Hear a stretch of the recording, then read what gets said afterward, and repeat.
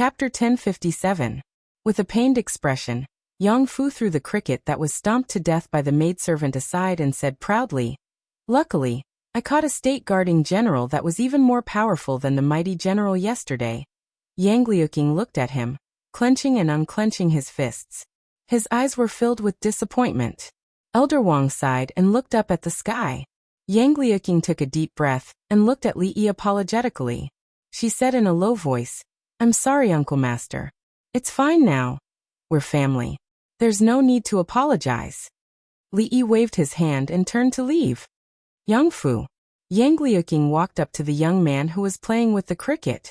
Yang Fu looked up at her. Yang Liuqing looked at him and asked, "Have you finished today's math problems?" Yang Fu immediately nodded and said, "I've finished today's 2 problems." "Very good." Yang Liuqing patted his head and said, "My royal sister will reward you with 10 more problems. Go and solve them. You can eat after you're done." Hearing this, Yang Fu's body trembled. He raised his head and looked at his royal sister who spoiled him the most. He suddenly felt that at this moment, she was so unfamiliar. Unfamiliar yet familiar at the same time. His face was pale and his body was trembling. "Oh no, my royal sister must have been possessed. She must have been possessed by that bastard," he cried, heartbroken and heartbroken. "I don't want to write. I want to go back. I don't want to stay in this place anymore." After moving back to Shuzhou from the fringe, Li Yi had not seen the young man named Yang Fu. According to Wei Liang, His Highness King Jing had been in seclusion for the past 2 months, painstakingly studying mathematics. He must have made great progress.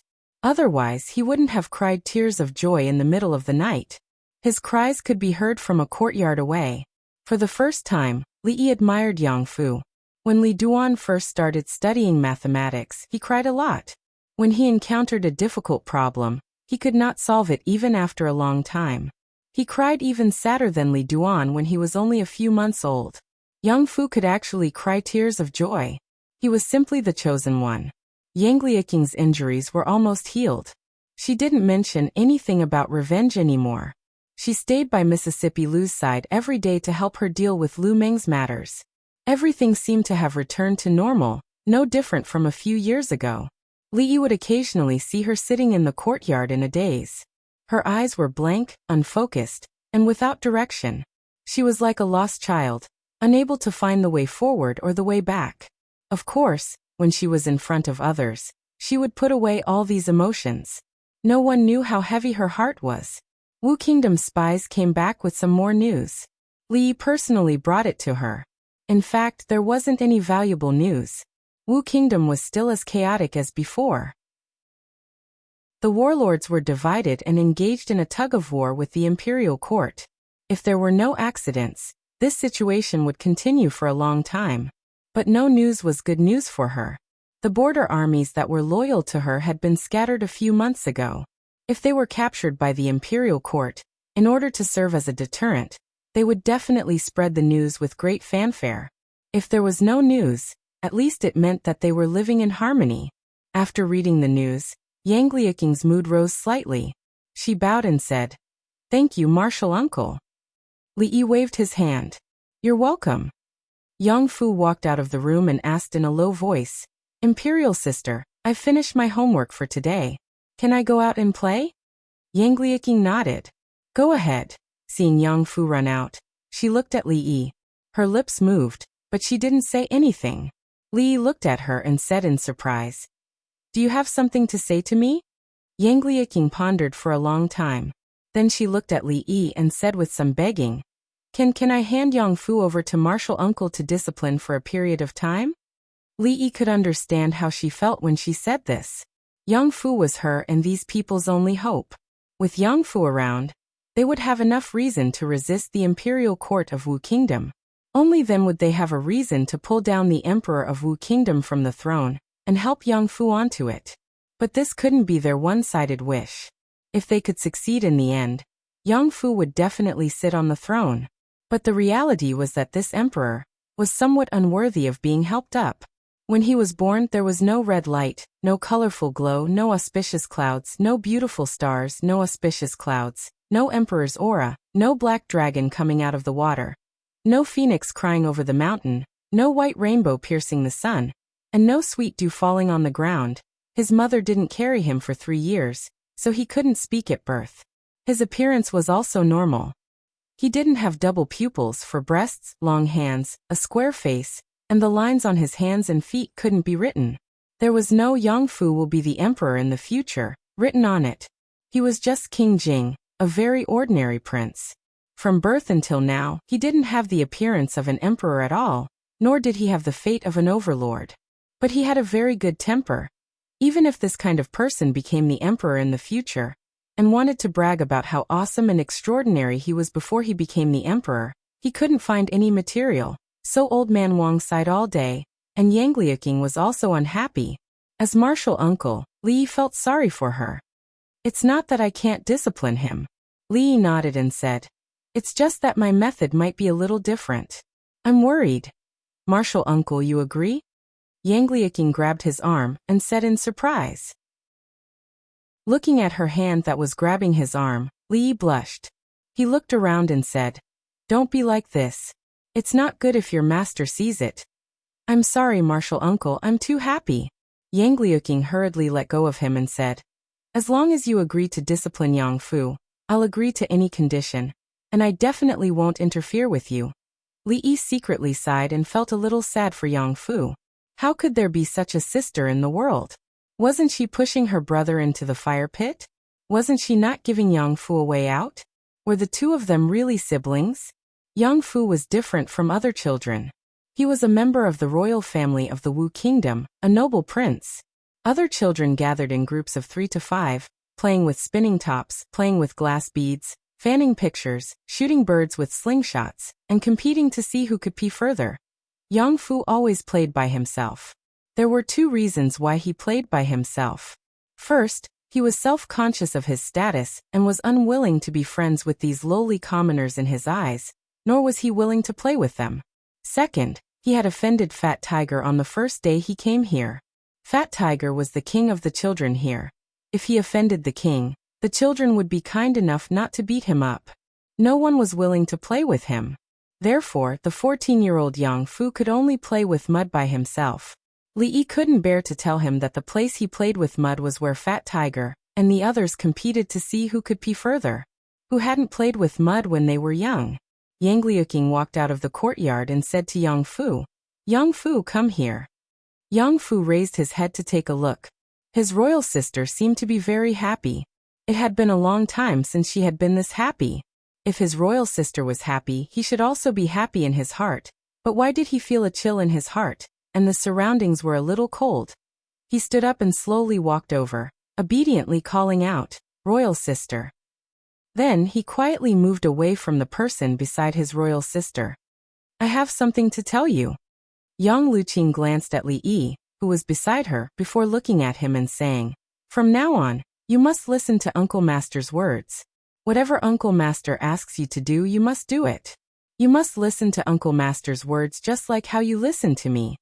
Yang Fu's body trembled, and his face turned pale.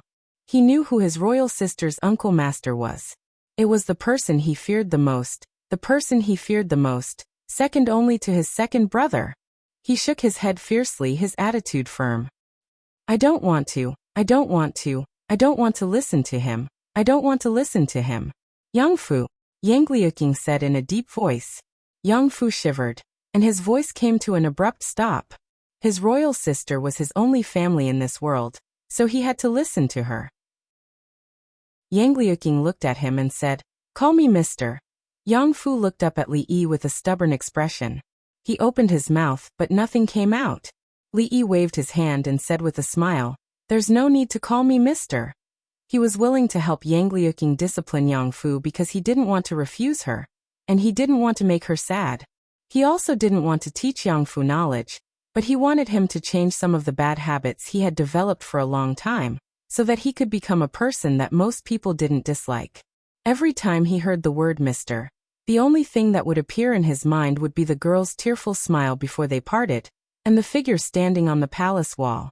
So after leaving the capital, he wouldn't accept any more disciples, and he wouldn't let anyone call him mister. Yang Fu wasn't, and no one else would be. Chapter 1058. If Uncle did not want Yang Fu to call him Mr., it meant that he would not accept him as a disciple. Yang Liuqing was a little disappointed, but she knew that Yang Fu was still far from being qualified to be Uncle's disciple. She looked at Yang Fu and said seriously, "You have to listen to Uncle's words, just like you listen to me. If I find out that you have disobeyed Uncle's orders, I will not have you as my brother anymore." Yang Fu shivered and said hurriedly, "Sister, I understand. I will be obedient." Yang Liuqing looked at him. A trace of pity flashed in her eyes, but it quickly disappeared. She knew that her words were a little harsh, but this was the only chance to change him.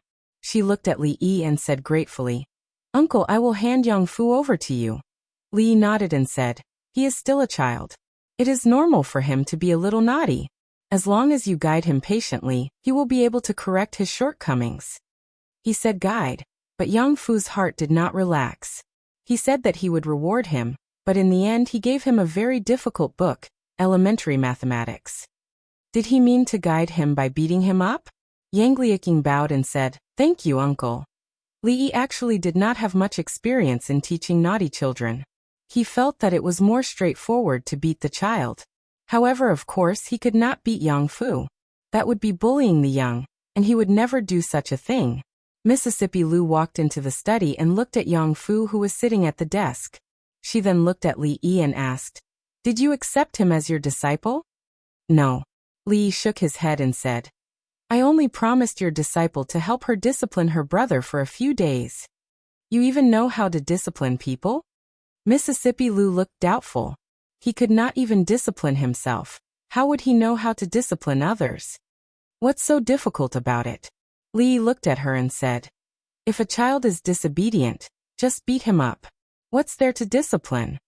Yang Fu, who had just written down an equation, shook his hand, and a blob of ink immediately appeared on the paper. His hand that was holding the pen trembled slightly.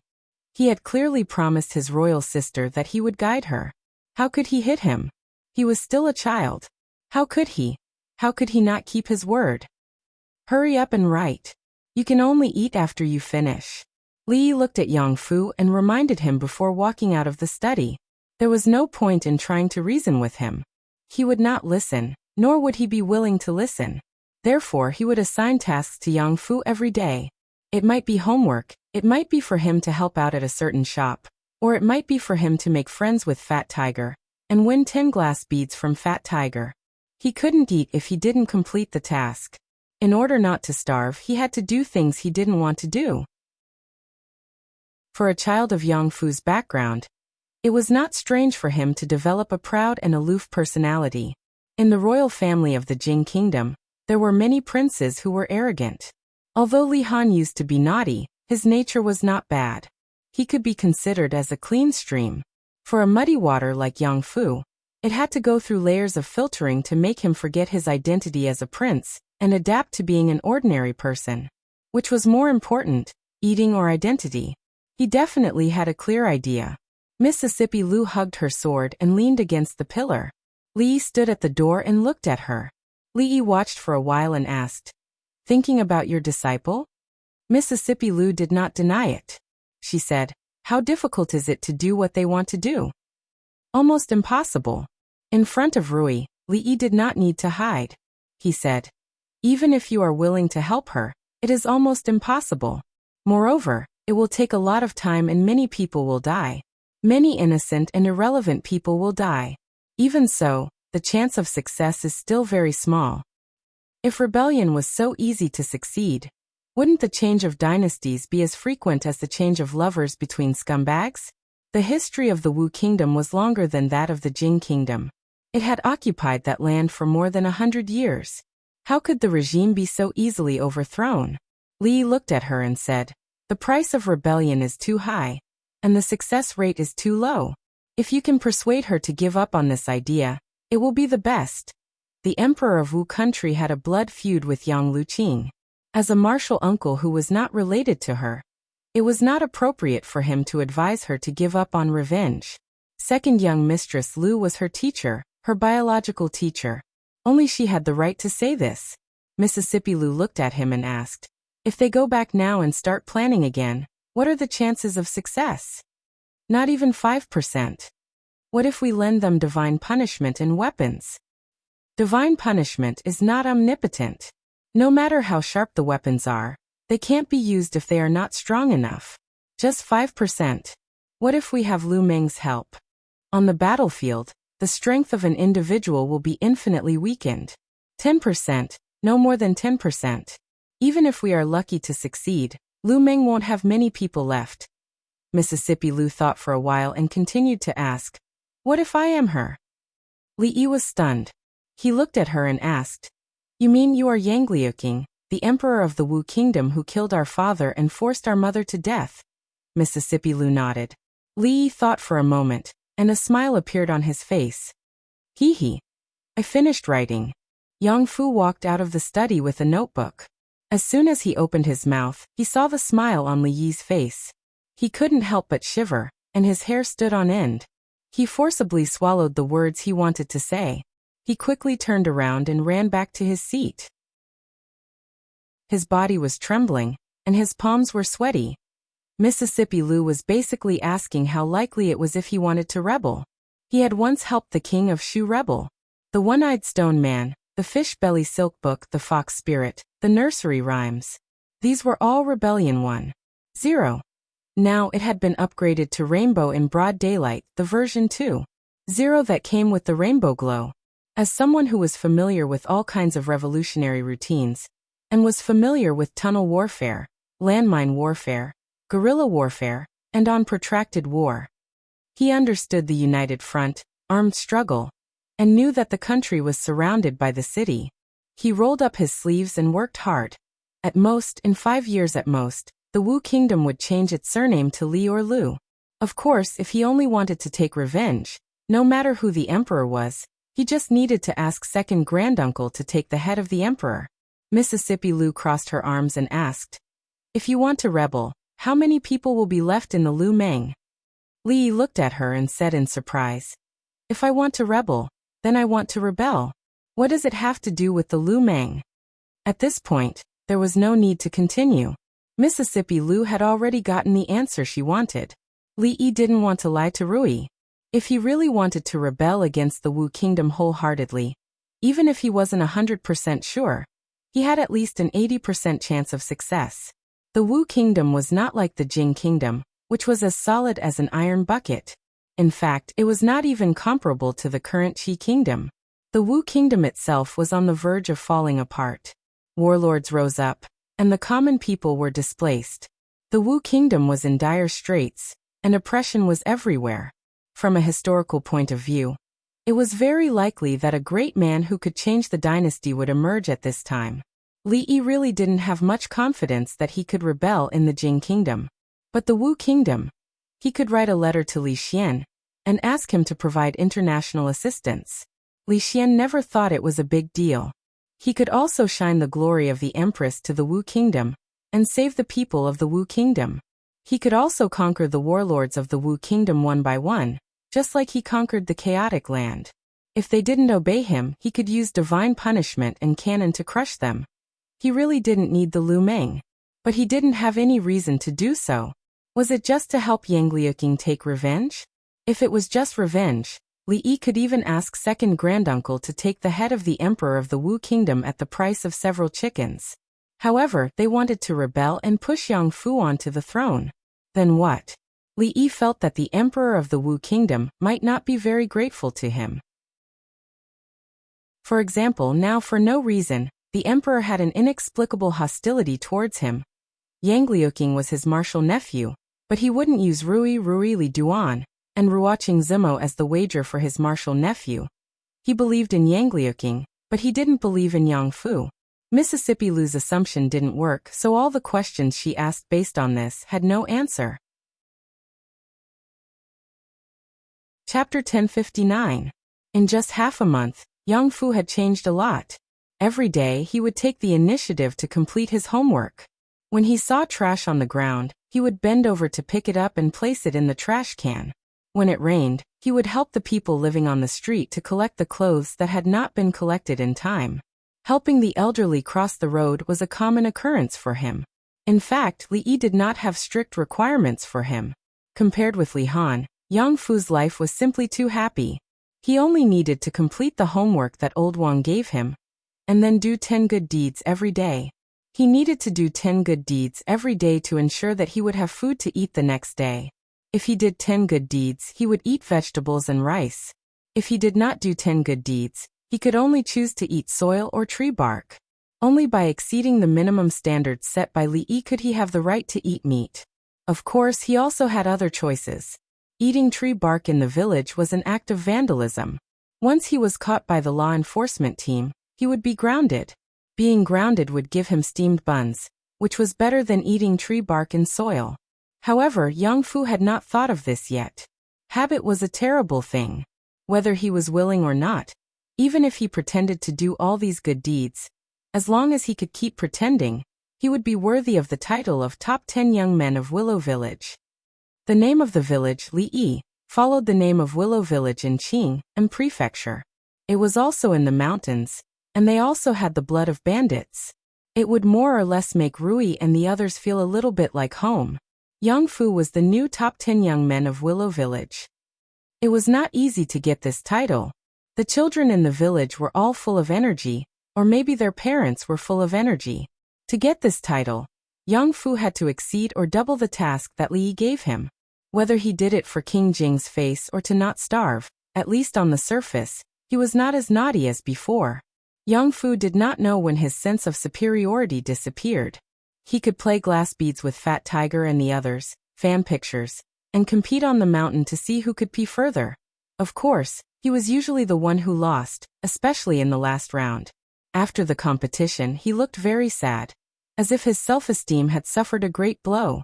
Yang Liaking and Prime Minister Wang noticed Yang Fu's change. Elder Wang looked at Yang Fu, who was picking up the trash on the ground and throwing it into the trash can. He sighed and said, "I've been teaching for my entire life and nurturing people for my entire life, but I'm still not as thorough as a young man." Yang Liaking comforted him. Even the Wengu from the Qi Kingdom, who is well versed in Confucian classics and has students all over the world, has lost to Uncle Master. "Prime Minister, you don't have to worry too much." Her Royal Highness's way of comforting people was very unique. The old man surnamed Wang was stunned for a long time before he sighed and said, "Jiang of Silla knows everything and knows everything. It's a pity." Yang Liaking looked at him and asked doubtfully, "What's a pity?" "Nothing much." As Yang Liaking walked towards Yang Fu, the old man looked in that direction and murmured, "It's a pity that he isn't willing to help King Jing." Li Yi had long passed the stage of being a good teacher. In other words, he had never been a good teacher. What would happen if he taught an emperor? Would an emperor come looking for trouble with him? Not all emperors in this world were as stupid as Li Xian. Not all of them were so free that they would abandon their own families to help others rebel. When he first came here, he could be fearless when he didn't even have enough to eat. But now he couldn't. Li Duan was only 3 years old now. The child in Zuemo's belly hadn't been born yet. He and Ruoqing didn't have a child yet. The longer he stayed here, the more he was afraid of death. He would first consider the risk before doing anything. He wouldn't do anything that was difficult and dangerous without any benefits.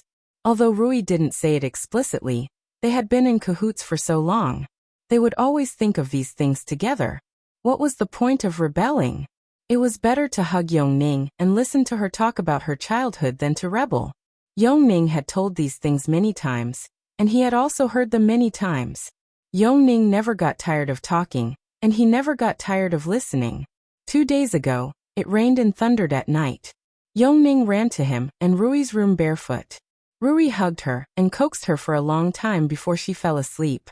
A few days before the weather cleared, she slept with Rui. She looked up at Li Yi and murmured, "Brother, I miss Royal Sister." In the past, when there was thunder, it was Royal Sister who hugged me to sleep. Li Yi couldn't continue her words. He patted her head and said, "In the future, if you're afraid at night, go find Sister Rui or Sister Xiaohuan to sleep with you." Yongning nodded and looked at Li Yi. "But, I still miss Royal Sister Shaning." Li Yi suddenly felt something cold at the tip of his nose. He looked up and saw snowflakes falling from the gray sky. "It's snowing." Yongning jumped out of his arms with a happy expression on her face. She stretched out her arms and spun around in the courtyard. Shu province didn't have snow every year. Although it wasn't rare, almost everyone looked forward to the first snow every winter. This was also the cleanest snow of the entire winter. In her previous life, Yongning was born in a province in the south, and it was only after she arrived here that she had seen snow. Although snow was no longer that rare to her, she was still very excited every time it snowed. This snowfall was very heavy and fast. The ground was soon covered with a thin layer of snow. However, if she wanted to build a snowman and have a snowball fight, she would have to wait until tomorrow at the very least. After this snowfall, the new year was approaching. Time was about to enter the second year of Jingping, the capital. On the 23rd of the 12th month, when Li Xian walked out of his room, he discovered that a heavy snow had silently fallen last night. Hibiscus Garden's hair had turned white overnight. Soon, it would be another year's court conference. However, as the emperor, he wasn't that busy.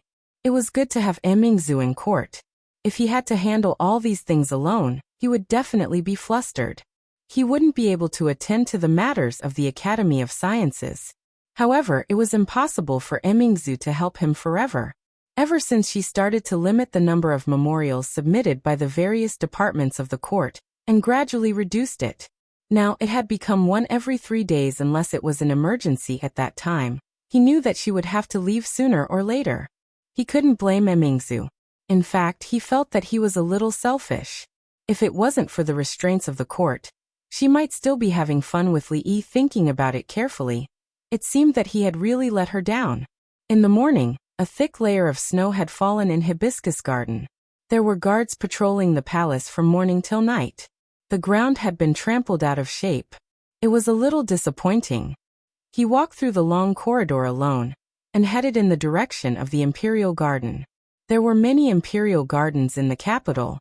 Besides the Imperial Palace, there were also Hibiscus Garden and Sujiang Garden. Comparatively speaking, Hibiscus Garden's garden was the largest and the most beautiful. Everyone in the capital knew that the plum blossoms in Cold Mountain Temple were unique. Every year, countless people would go to see them. However, only a few people knew that the plum forest in Hibiscus Garden was not inferior to the plum blossoms in Cold Mountain Temple. It was just that other than a few members of the imperial family, no one else could enjoy the scenery in the garden.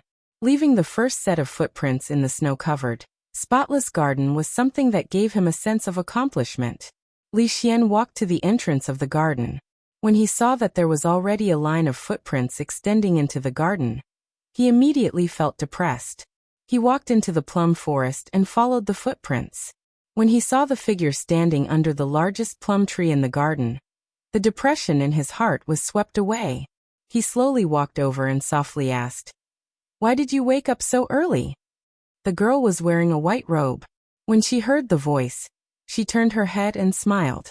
She said, "I woke up early. I couldn't sleep, so I got up and took a walk."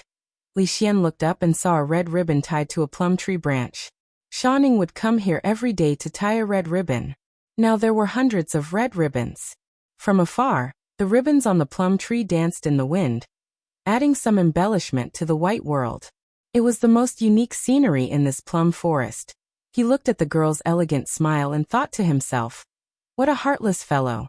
He actually made me wait for so long in the capital and didn't even know to come back." He only had a vague idea of what he had done to Shuzhou. He also heard that he had conquered the entire land of chaos. Such an interesting thing, but he couldn't participate in it personally. He thought for a moment and suddenly said, "After the imperial court meeting, your sister and I plan to go to Shuzhou. We are going to patrol incognito.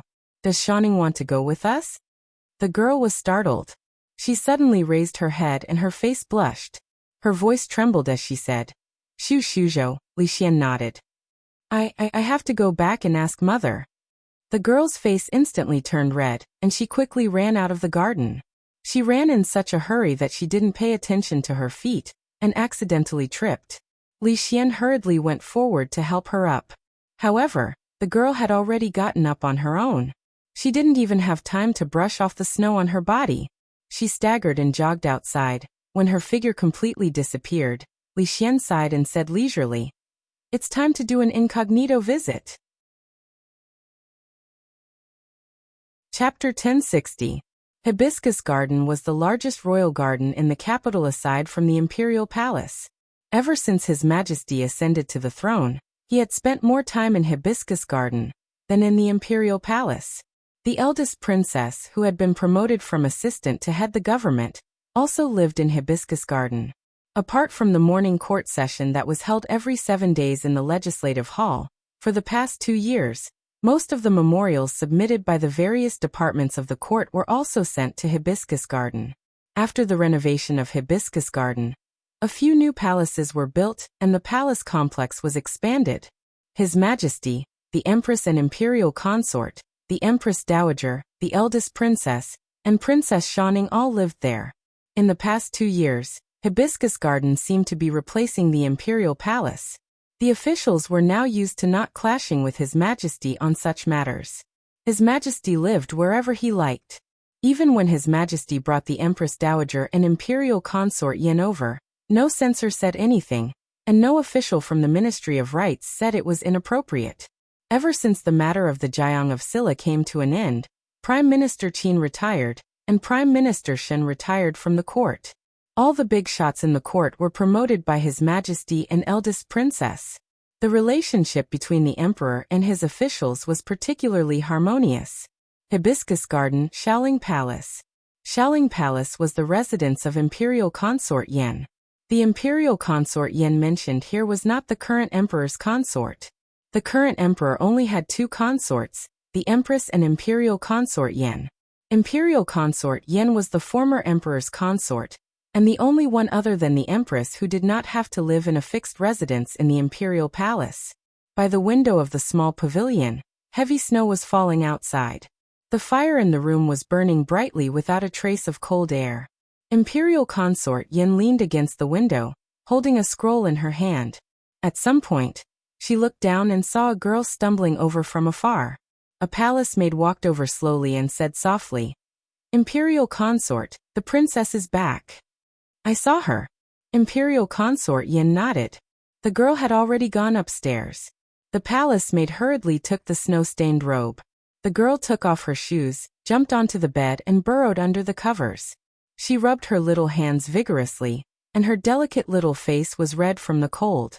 Concubine Yin put down the scroll, and held her 2 small hands in her hands. She asked, "It's snowing heavily. What are you doing out so early in the morning? Did you fall just now?" Her hand was held by her mother. She said with a smile, "The plum blossoms in Furong Garden are in full bloom. They're even more beautiful than those in Cold Mountain Temple. I'll accompany you to take a look in the afternoon." Yen Fei touched her hair and said, "Tell me what's the matter? Why did you come back in such a hurry?" The girl lowered her head and said in a low voice, "Brother and sister are going to Shuzhou. They are going to patrol in disguise. Go if you want to." Concubine Yin patted her head and said with a smile, "But, no buts." Concubine Yin shook her head and said, "The capital is so small. I have to go out and see more scenery and meet the people I want to meet. Then I'll make arrangements for the academy and the association first." The girl hurriedly lifted the blanket and jumped off the bed. She put on her shoes and quickly disappeared into the small building. Concubine Yin leaned against the window and watched as the figure hurriedly ran into the snow and quickly disappeared. She picked up the scroll again and thought for a moment. Then, she picked up the brush and added a few words at the back before putting the scroll down. She opened the window, and the wind blew in from outside, blowing the scroll she had placed in front of the window. The cover of the book was blown open, revealing a few small and graceful words. Mandarin duck handkerchief. The cold wind swept in a few snowflakes. She stretched out a hand, and a snowflake landed on her palm. A smile appeared at the corner of her mouth, and she slowly clenched her fist. The snowflakes melted, but she seemed to be clenching something tightly. In the Jiang of Silla residence, Li Yi tightened his clothes. It was already past the new year, but the weather was getting colder and colder. The gray sky with snowflakes made it hard for people to breathe, as if their hearts were being clenched tightly. He was so envious of Rui and Rui. When could he be like them and not be affected by the cold and heat? He walked outside and saw Yang Fu playing a role-playing game with Fat Tiger and the others. The current Yang Fu no longer had the airs of a prince and could already mingle with them. Fat Tiger looked at Yang Fu, who was lying on the ground, and laughed loudly. Haha, monkey son, no matter how powerful you are, you can't escape from the palms of Buddha Gautama. Yang Fu's face was filled with grief and indignation as he shouted, Jade Emperor Gautama, I old son, was deceived by you. I was deceived by you. There were brothels in the village that didn't charge money. They would go to the theater when they had time, and their favorite was Journey to the West. To children, this show would never go out of style. Even the 3-year-old Li Duan could watch it with relish. Over the past few months, he no longer had many restrictions on Yang Fu. A leopard could not change its spots. Li Yi couldn't guarantee that Yang Fu had turned over a new leaf and awakened some strange overlord attribute that could make the people submit to him with a stomp of his feet, make the emperor of the Wu kingdom bow down to him, give up the throne, and cut off his own head. However, his arrogant and willful personality was nowhere to be seen, and he was no longer as annoying as before. Li Yi felt that his mission had been completed, and he could report to Yang Liuqing now. This period of time could be considered the most stable period of his life in Xuzhou. The various reforms in Xuzhou had passed the most difficult stage, and what followed was a long period of development. With Chun Chong keeping an eye on everything, there wouldn't be any problems. The Land of Chaos had also officially changed its surname to Lu, and it was also in a stable stage of development. Wang Wei was leading a group of people to roll up their sleeves and start construction. All they needed was time. Drunk Mo's due date was the end of February, and there was less than half a month left. With Ruoqing and Rui by her side, she had been in a good mood. Ever since she started practicing martial arts, her physique had become much stronger than before. With a professional delivery team, she didn't have to worry too much. Feng walked in from outside. Li looked at him, but before he could speak, Feng shook his head and said, No. He meant that there was no letter from him. Li Xian hadn't replied to him for almost 3 months. Not only Li Xian but Emingzu and Shaning also didn't reply. The letters he sent out were like stones sinking into the ocean. And there was no reply. No reply, right? He wouldn't write any letters this month either. He would reply when he received his letter. Who's afraid of who, mister? When Li Yi was sitting in the courtyard in a daze, he suddenly heard a familiar voice. This voice was too familiar, so familiar that he could recognize it with his bones. However, he hadn't heard this voice for a long time. Yang Fu wouldn't call him that. In the entire Xuzhou, in the entire Jing kingdom, no one else would call him that.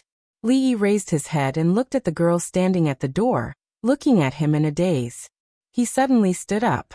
Because he used too much strength, the stone chair he was sitting on was directly overturned by him. He looked at the girl, turned around and picked up the stone chair.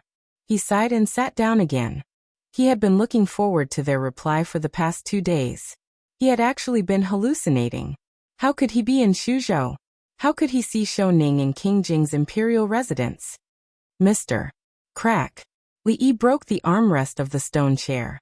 He stood up in disbelief and said, Shaning, you, how could you? The girl ran over, but stopped halfway. Her eyes were full of tears, but there was a smile on her face. She said, I missed you, mister, so I came to see you. When she ran over, Li Yi clearly saw the excitement in her eyes. He didn't know why she stopped. He thought for a moment and stretched out his arms. The girl was startled, and then she rushed forward. Li Yi was knocked back a few steps by her. Mister, I'm so happy. She hung on his body like a koala, holding his neck. He didn't know whether she was crying or laughing. He could only hear her vague murmurs. Li Xian walked in quickly from the door. He looked at Li Yi and laughed. You didn't expect this, did you? Shaning hurriedly got down from him, wiped her tears, and stood aside in a very ladylike manner. As Li Xian walked over, he stretched out his arms and said, Long time no see. Li Yi brushed past him and walked to the door. He said in surprise, Where's Emingzu? Why didn't Emingzu come? Chapter 1061. Emingzu, Emingzu. Li Xian was not angry at being ignored at all. A trace of embarrassment appeared on his face as he said, Emingzu is busy with state affairs and doesn't have time to come over. Li Yi looked at Li Xian. 2 years had passed. Although his appearance and temperament had not changed much, the words he said were not like the Li Xian he knew. As the ruler of a country, he could stroll from the capital to Suzhou, but he said that Emingzu was busy with state affairs. Was this something he could say as an emperor? Was this something a person could say? Li Yi finally couldn't help but ask, when did you become so shameless? You flatter me. Li Xian cupped his hands and said, I only learned half of your skills. Li Xian was being overly modest. What 5%? It was at least 50%. Li Yi looked at him and asked, did you say she was busy with state affairs or did she say it herself? Li Xian glanced at him and didn't answer. Instead he asked, if you want to see her so much, why don't you go back to the capital to see her? This conversation could not continue. Li Yi turned around. If he had time to chat with Li Xian, he might as well see if Shanning had grown taller and fatter. A girl changes 18 times between childhood and womanhood. After not seeing her for nearly 2 years, although she did not gain weight, she did grow a lot taller. Before she could not reach his chin, but now she could reach his nose. Xiaonyang. Li Duan ran out of the room and threw himself into Shanning's arms with open arms. Li Xian looked at him and asked, what did your Li Duan say just now? Fragrant. Li Yi thought about it and said, maybe he was talking about the fragrance on her body. Royal sister. She had just put Li Duan down when Yongning pounced on her. Shanning had spent a long time with her. Other than Li Yi, she was the closest person to Yongning in this world. Li Duan and Yongning walked around Shanning. Li Xian looked around and asked, can't anyone see me? Yongning walked over with a red face and said softly, Imperial brother. When Li Duan saw Li Xian, he quickly ran over. Li Xian squatted down and smiled. Dwener is still the best. Li Duan ran to Li Xian's side, looked around and asked in disappointment, Xiao Rui didn't come? For an emperor to need to find a sense of presence like this, one couldn't say that no one would do it in the future, but Li Xian was definitely the first. This time, he could be considered to be making a private visit in disguise. In truth, it didn't matter whether he was in disguise or not. There was no difference in the capital without Li Xian. Li Yi also didn't make a big fuss, only informing Chen Chong. In all of Suzhou, there weren't many people who recognized him. Although the shameless Li Xian had left Emingzu in the capital, and Li Yi was deeply resentful, Shanning had come here, so he had to celebrate. Li Xian, he might as well bring him along. In the back garden of the estate, Li Yi had just started a fire. The servants of the estate were moving the things needed for the picnic to the side. Spring had just begun, and today's weather was not bad. The cold of spring had passed, and the sun was shining brightly. A picnic after a walk was just right. Drunk Ink couldn't get close to the fire, so she chatted with Rui and watching on the lawn in the distance. This estate of yours is not bad. Li Xian looked at the garden. The green grass was like a carpet, and the fragrance of flowers assailed his nostrils. A dozen paces ahead, a clear stream flowed by, the sound of water babbling. In terms of size, only the hibiscus garden and Sujiang Manor in the capital could compare. Li Yi didn't reply. After Li Xian became emperor, this bad habit still hadn't changed. Everything was good from other people's homes. In the past few years, he had stolen many good things from him. Fortunately, he couldn't move this garden. There was no point in being envious. And even if he liked it, it would be a waste. When he started the fire, Shanning stood by his side, holding a fan in her hand, patiently fanning away the rising smoke. She had really changed a lot. Other than the hug when they first met, there was no longer a trace of the arrogant princess. Li Yi was a little happy, but also a little sad. She had finally grown from a little girl to a big girl. This was something that a girl had to experience in her life, and it was also a normal transformation. However, the pain experienced in the process of transformation was often heart-wrenching. Mississippi Lu was teaching Yangliuking martial arts on the lawn in the distance. It was said that she had encountered a bottleneck, and if she could break through, she would enter a new level.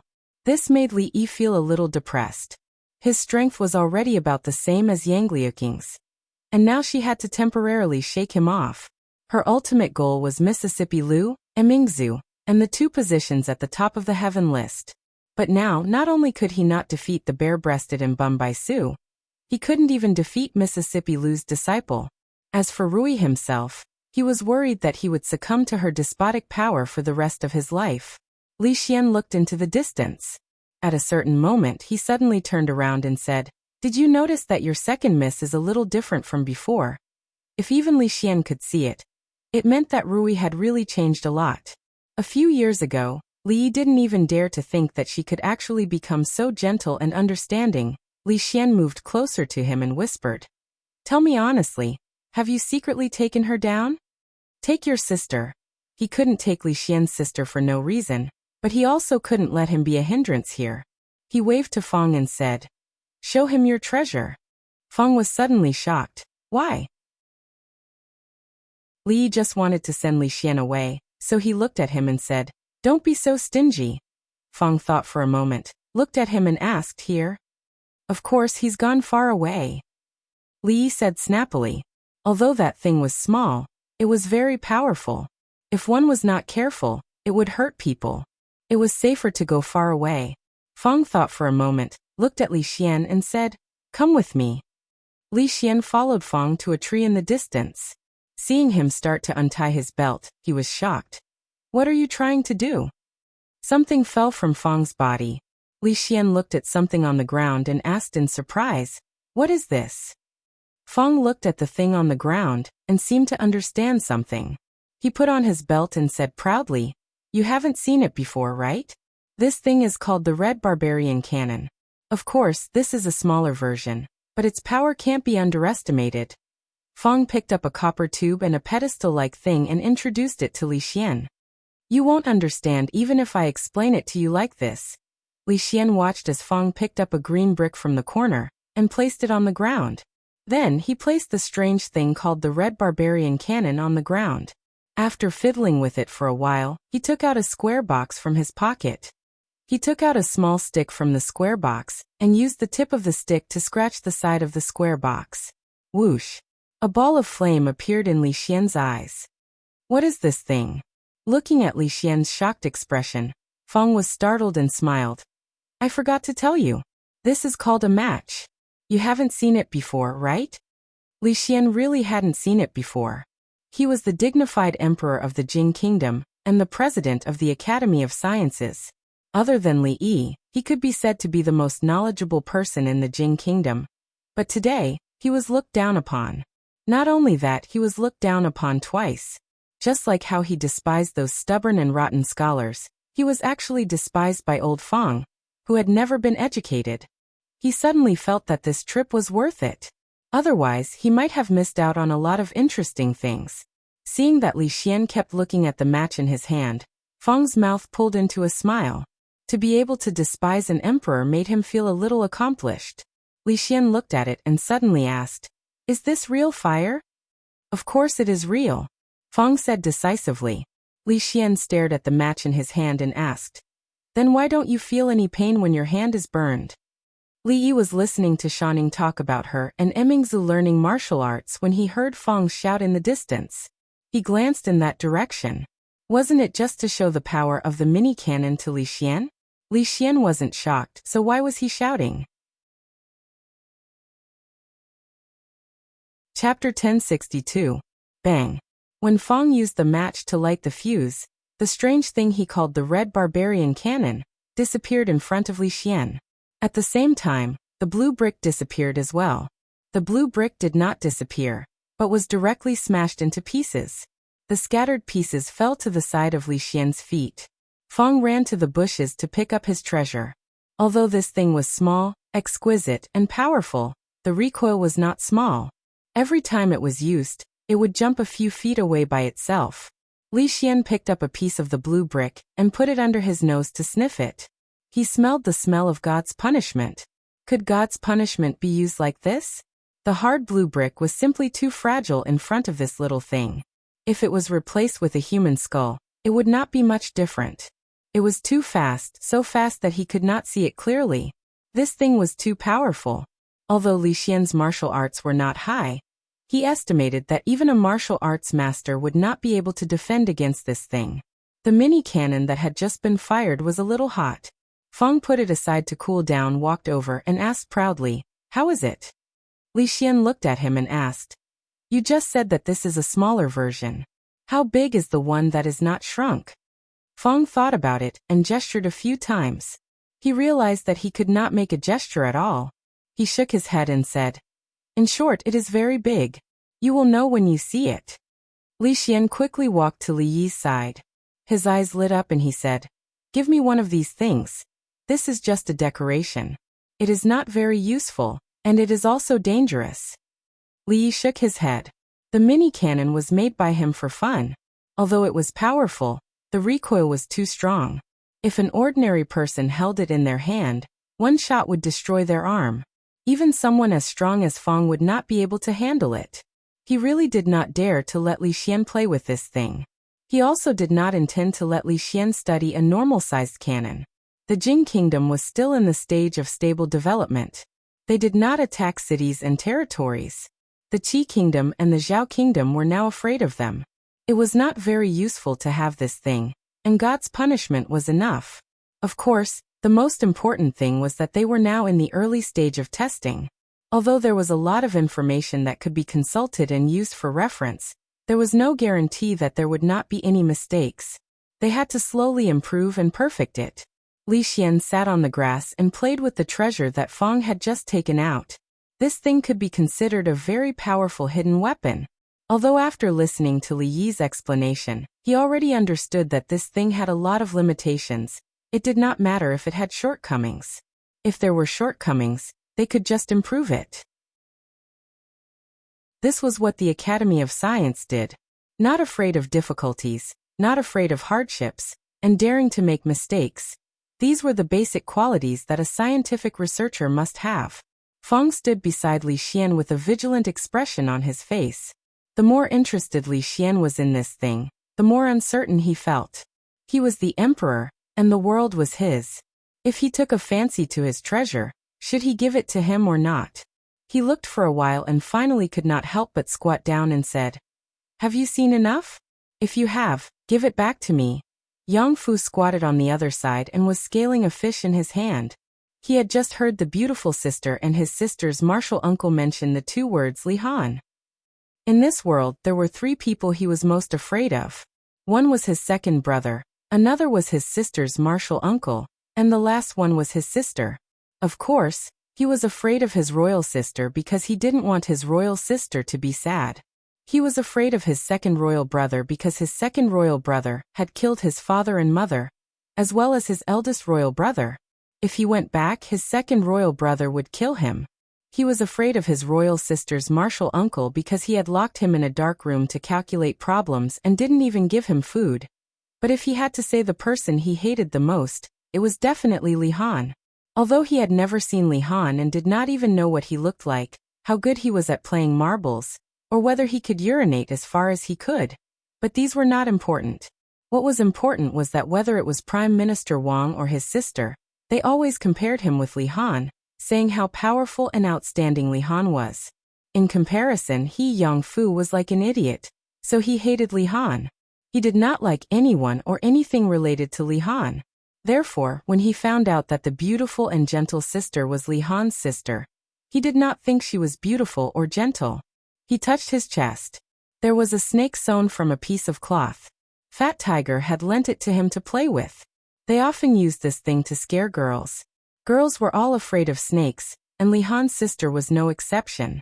She looked even prettier than Fat Tiger's sister, Fatya, and looked even more gentle than Fatya. When she talked to his sister's martial uncle, even her eyes were smiling. She must be more afraid of snakes than Fatya. In the past few months, he had already understood that as long as Fat Tiger and the others could do it, he could do it. Using a fake snake to scare girls wouldn't be punished. While Li Han's sister was washing her hands at the stream, Yang Fu quietly followed behind and threw the fake snake into the grass at her feet. He pointed at the grass and said loudly, "Snake, there's a snake." Ah. Shanning had squatted down to wash her hands by the stream, but she seemed to be startled by the sound. She waved her hand randomly in the grass beside her, grabbed something, and threw it out. Young Fu was indeed startled when he saw Li Han's sister. He laughed loudly and caught the fake snake, saying loudly, "Coward, that's fake. Are you talking about this?"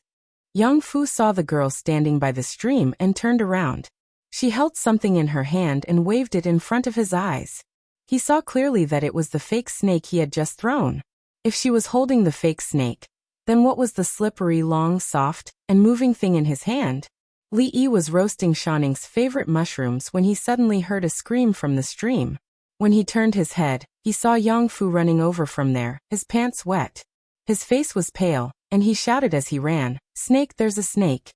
Yang Fu, who often used fake snakes to scare girls with Fat Tiger, would actually be scared by snakes. Li Yi shook his head and looked at Shanning, who was walking over from the stream. He seemed to understand something. After learning martial arts from Emingzu for 2 years, she was no longer the girl who would be scared by things like mice and snakes 2 years ago. Even Yongning was not afraid of these things. He had found the wrong person this time.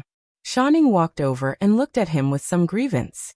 She said, "Sir, there was a snake in the grass. I didn't know he was so easily scared. He was so scared by a snake that he peed his pants." Forget it, forget it. It's not the first time he peed his pants." Li Yi waved his hand and handed over the roasted mushrooms. He said, "Try it." "Thank you, sir." She reached out to take it and used chopsticks to feed Li Yi a piece before eating it herself. Not far away, Yang Fu, who had already changed into a pair of pants, looked over with fear in his eyes. She was so beautiful, looked so gentle, and smiled so sweetly. She wasn't afraid of snakes. She actually used snakes to scare him. Her gentleness was fake and her smile was fake. It was all fake. He finally understood a principle. He couldn't provoke anyone around his royal sister and martial uncle. Shanning had been by his side for the past few days, and Li hadn't seen Yang Fu for a few days. Of course, it wasn't just Shanning. Li Xian had also been inseparable from him these past few days. Li Xian had never been to Shuzhou, but he had been heading west from the capital. He knew that the further west he went, the more desolate it was. Only when he reached the westernmost Shuzhou was everything different.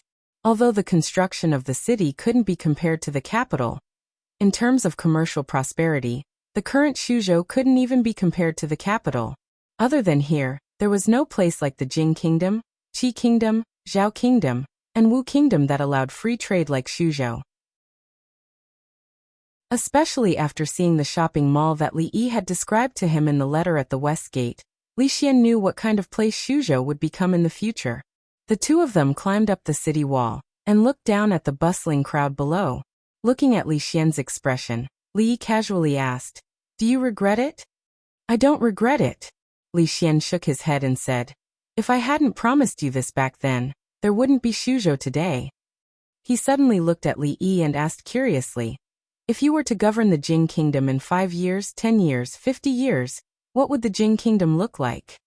If it wasn't in public, Li Yi had the urge to kick Li Xian off the wall. Their family had already lost Emingzu, and Li Xian still wanted to do something to him. Was he worthy of the departed former emperor? Chapter 1063.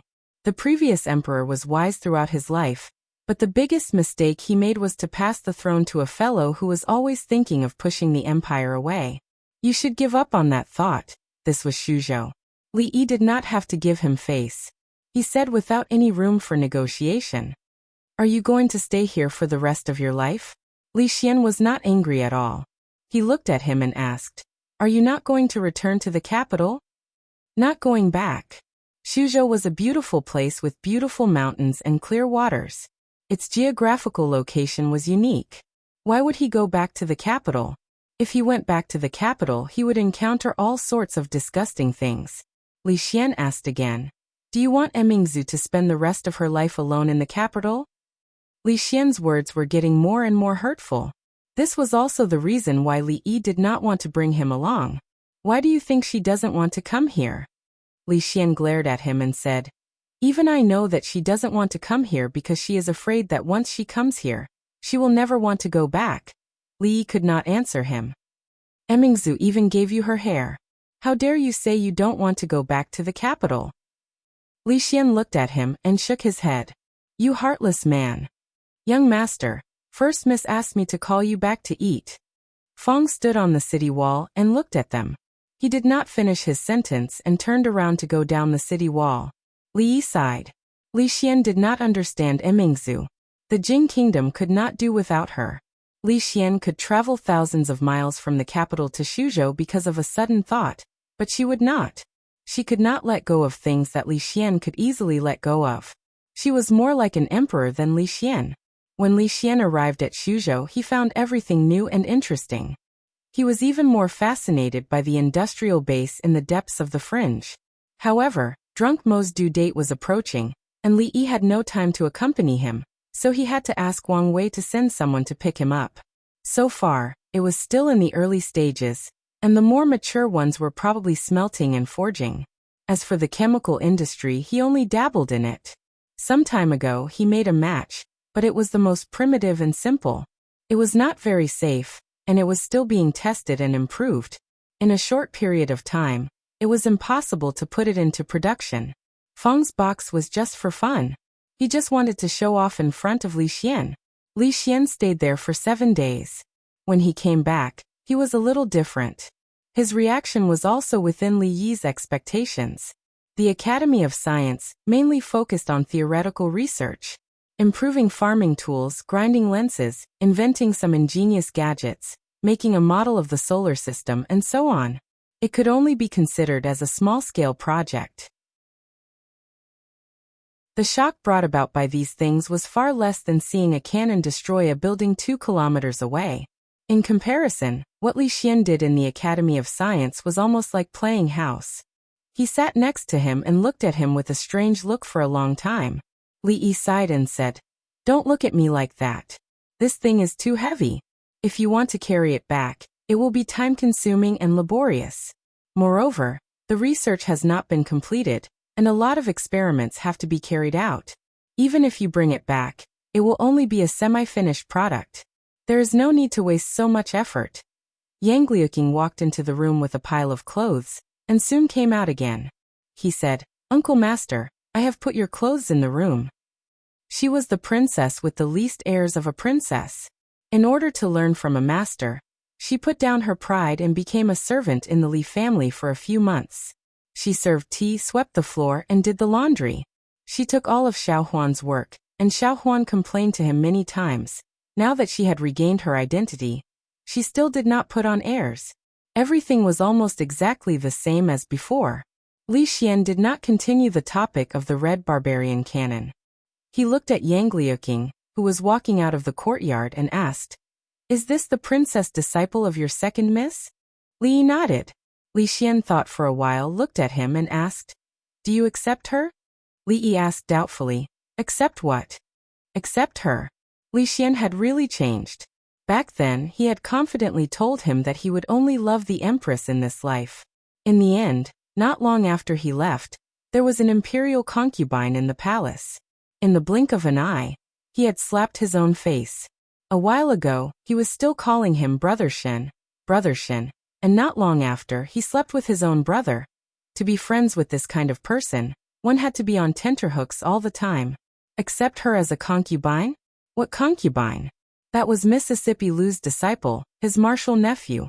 Wasn't this the same as messing around? Xiao Huan was already 19, and she was Rui's servant girl. It was impossible for her to marry someone else. Rui had reminded him many times, but he still could not lay his hands on this adorable little girl. Li Xian still wanted to cause trouble for him. Li Xian took a sip of tea and asked, "Are you not going to help her?" "How?" "The red barbarian cannon will blast all the way. The Wu kingdom does not even have Tian Fa. Which city can stop that thing?" Li Xian still could not forget about the red barbarian cannon. Li Yi thought for a while and said, "Why don't you lend me 100,000 soldiers, and I will give you the red barbarian cannon. We can flatten the Wu kingdom." Li Xian felt a little regretful and said, "This is a good idea. Unfortunately, if we really do this, the Wu kingdom will no longer be called the Wu kingdom. The Jing kingdom today could not be compared to 5 or 6 years ago. especially in terms of military strength. If it was not for the fact that Li Xian and the court officials did not have any intention of expanding their territory, this would be the best time to make the Wu kingdom change its surname. With 100,000 soldiers, Tian Fa, and the cannon, it was enough to flatten the Wu kingdom. However, this was definitely not what Yang Liuqing wanted. She had never mentioned revenge to him. Li knew that she was struggling and hesitating in her heart. Sometimes he could not bear it. As a woman, she carried too many things on her shoulders. However, it was not easy to let go of her parents' vengeance. He could only sigh. This decision was too important. Even he could not make it easily. In a room somewhere, Yang Fu put down his pen and said, "Prime Minister, I've finished today's homework. I'm going out to play." Prime Minister Wang walked up to him. After checking, he corrected a few mistakes for him. Then he nodded and said, "Go."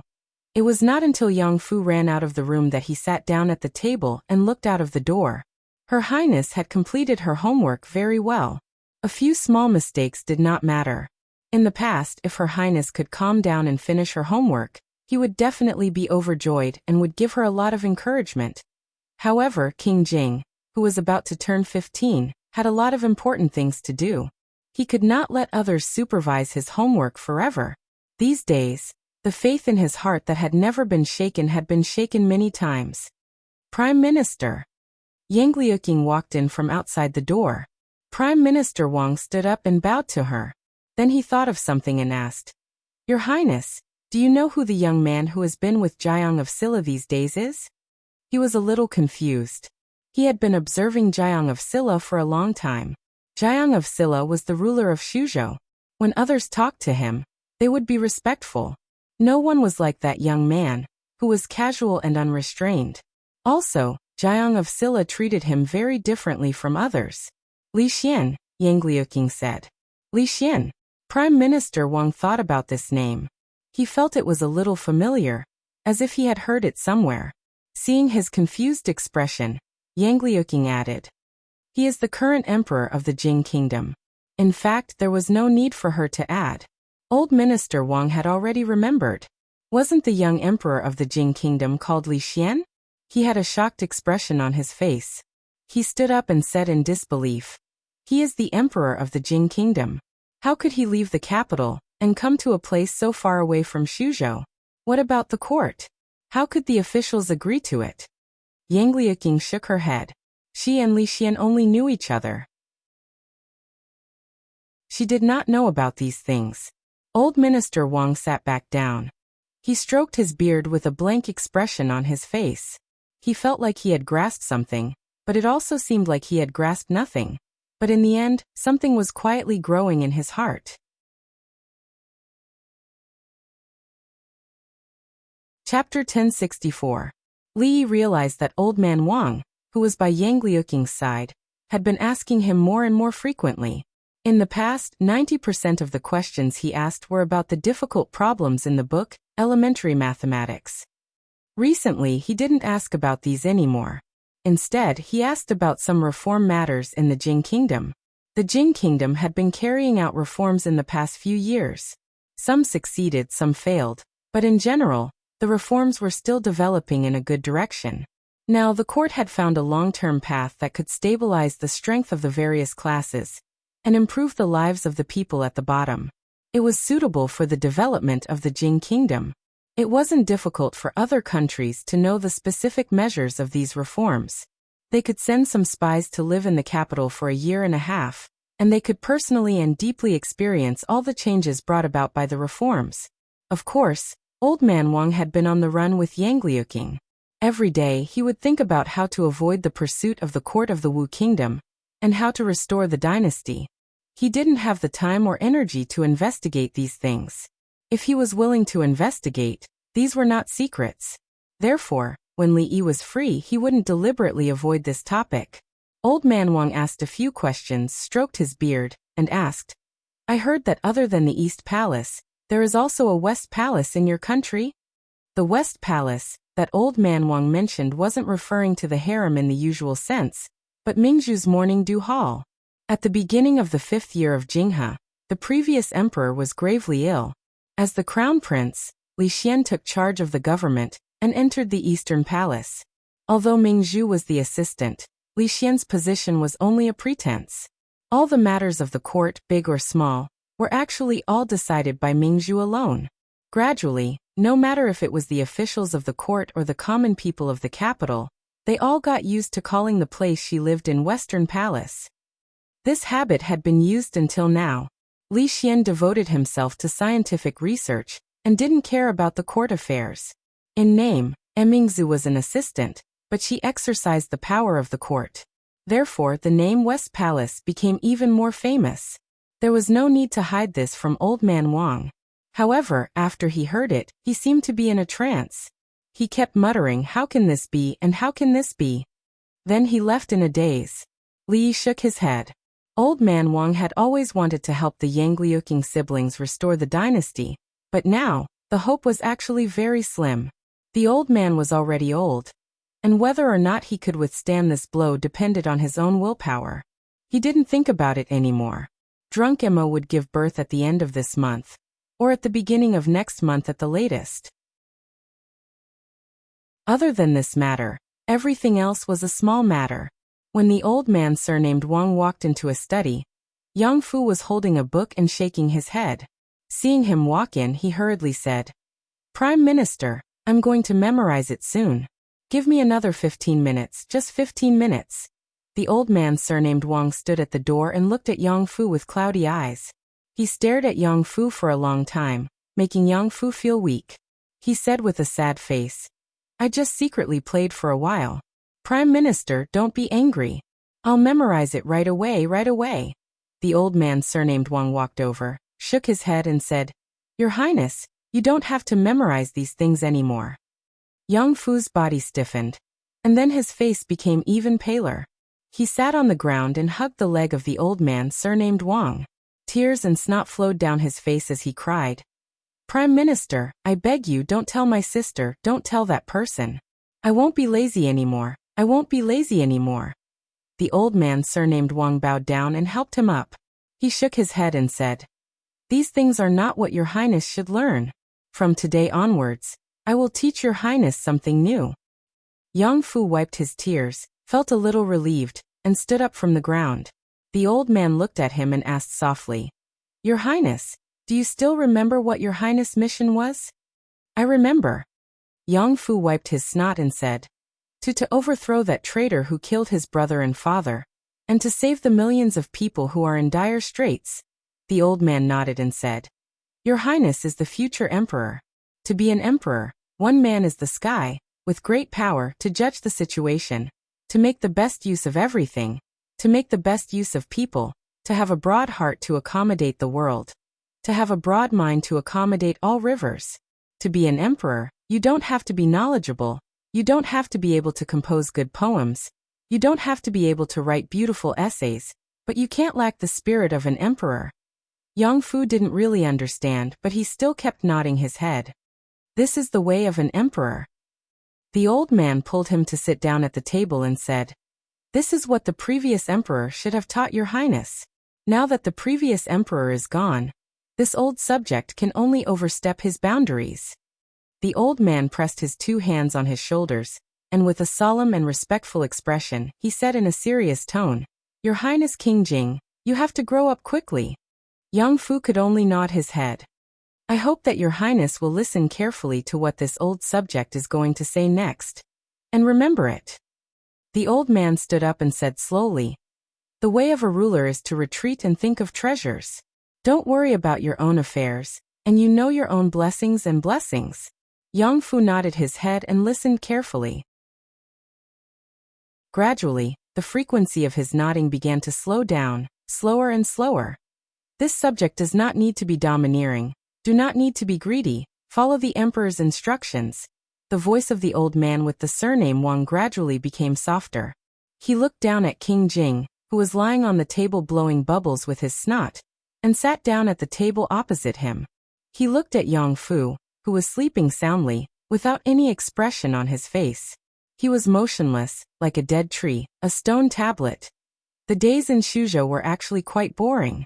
Li Yi yearned for days where he didn't need to worry about anything. He could eat and sleep, and occasionally bask in the sun when the weather was good.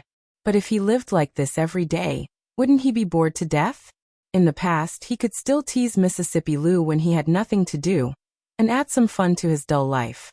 But now, Rui had become gentle, and she didn't fight with him anymore. No matter what he did, she would just laugh it off. The last bit of fun in his life was gone. Fortunately, Shanning had been staying by his side these days. In the past, she was always mischievous, and always had some strange ideas. Although she was a little naughty, it was still a young girl's nature. Now she was like a completely different person. After not seeing her for 2 years, she already had the gentle temperament of a noble. However, whether it was the old Shanning or the current Shanning, she made people feel happy just by looking at her. As long as she was by his side, his mood would be inexplicably better. This time, when Li Xian went out incognito, many experts from the palace were deployed. Some followed him to the land of chaos, and a few stayed behind to protect Shanning. An old nanny followed Shanning closely, but Mississippi Lou felt that the old nanny was not strong enough, so she asked Bai Su to follow her closely to ensure her safety. These few days, she and Bai Su, who had no breasts, no buttocks, and liked women, had gotten to know each other. In the small courtyard, Shanning held a long sword in her hand, and Bai Su only held a willow branch in his hand, helping her to practice. Shanning had been practicing martial arts for 2 years. With Mingzhu's guidance and the countless books in the palace, 2 years of practicing martial arts was equivalent to 10 years of practice for others. Although she still couldn't make it into the heaven and earth role, she could be considered as a minor expert. Of course, she was still far from the Bai Su, who had no breasts and no buttocks, but was ranked 8th on the heaven roll. That's right, just 2 days ago, Bai Su had defeated the original 8th on the heaven roll and replaced him. Li felt it was a pity. Although Bai Su's figure was a little flat, she was still pretty. How could she fall in love with a woman? She was so nice to Shanning, so Li was a little worried. Could it be that she had feelings for Shanning? She was only 16, just a child. Women were always very sensitive to men's gazes. Therefore, when Bai Su noticed that Li had been sizing her up for a long time, she stopped feeding Shanning, turned to look at him and said, "Your Highness Jiang of Silla, if you're interested, why don't you come up and have a spar?" Li shook his head without hesitation. There was no need for a spar. With Bai Su, his image as an idol had long collapsed. She just wanted to take revenge on him for patting her chest and stealing her woman. Bai Su glanced at him with disdain, walked forward, picked up the teapot, and gulped down a few mouthfuls. Li watched her put down the teapot, and thought to himself that an expert was indeed an expert. Even drinking tea so boldly, he thought about it and asked curiously, "Miss Bai, you're not young anymore. Haven't you thought of finding someone to start a family with?" Thinking of this, Bai Su's heart was a little angry again, and she glared at him. Li sat a little further away and said, "Don't look at me like that, we're not suitable." Bai Su clenched her fists, and her chest rose and fell a few times. Suddenly she smiled and asked, "In the Jiang of Silla family, does anyone use lily-flavored perfume?" No. Li shook his head. Ever since Zue Mo got pregnant, no one in the residence, from the master to the servant girls, used perfume. Bai Su suddenly walked forward and gave him a gentle hug. With a smile on her face, she said softly, "Thank you for your concern, Your Highness Jiang of Silla. I will consider what you said carefully." Li was stunned. He just said it casually just now. He didn't expect Bai Su to really consider it. He suddenly felt a little guilty in his heart. From now on in this world, he was afraid that there would be another man who would suffer. Then he seemed to think of something and looked at her and asked, "What did you say just now? What lily-flavored perfume?" "Nothing, just casually asking." Bai Su smiled, walked into the courtyard, and said to Shanning, "Let's continue." Inexplicable. Li shook his head, stood up, and walked into the courtyard inside. Zue Mo should be giving birth in a few days. Rui, Ruoqing, Yang Liuqing, and third Miss Chun were all in the courtyard. "Stop." He walked over and said a few words. When he was about to walk back to the study, he was stopped by Rui. Rui walked over and walked to his side. She frowned and murmured, "Lily-flavored perfume." Li was stunned. When he raised his head, he saw 5 pairs of eyes in front of him looking over. Chapter 1065. He had always been the one tricking others, but this time, he was tricked by Baisu. The fragrance of lilies was light and elegant, and the scent was very faint. After a long time, other than people like Rui who had sharp senses and a nose better than a dog's, it was impossible for ordinary people to smell it. He thought that Baisu had found her conscience and was grateful to him, but his kindness was not reciprocated. How petty could a woman be? Even if he had a clear conscience, he still felt guilty when he was stared at by these 5 pairs of eyes. Rui, come with me.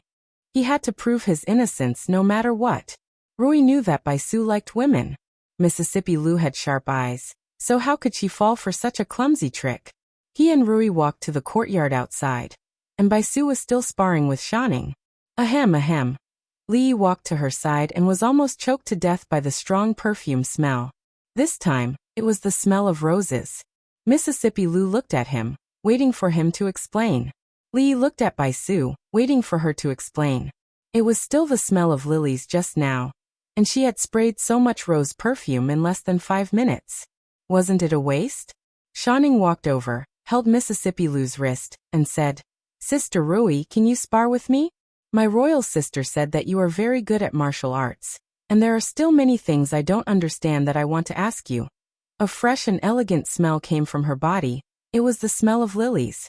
Mississippi Lu looked at Li, then turned to look at Shanning and said, Okay, come with me to the courtyard inside.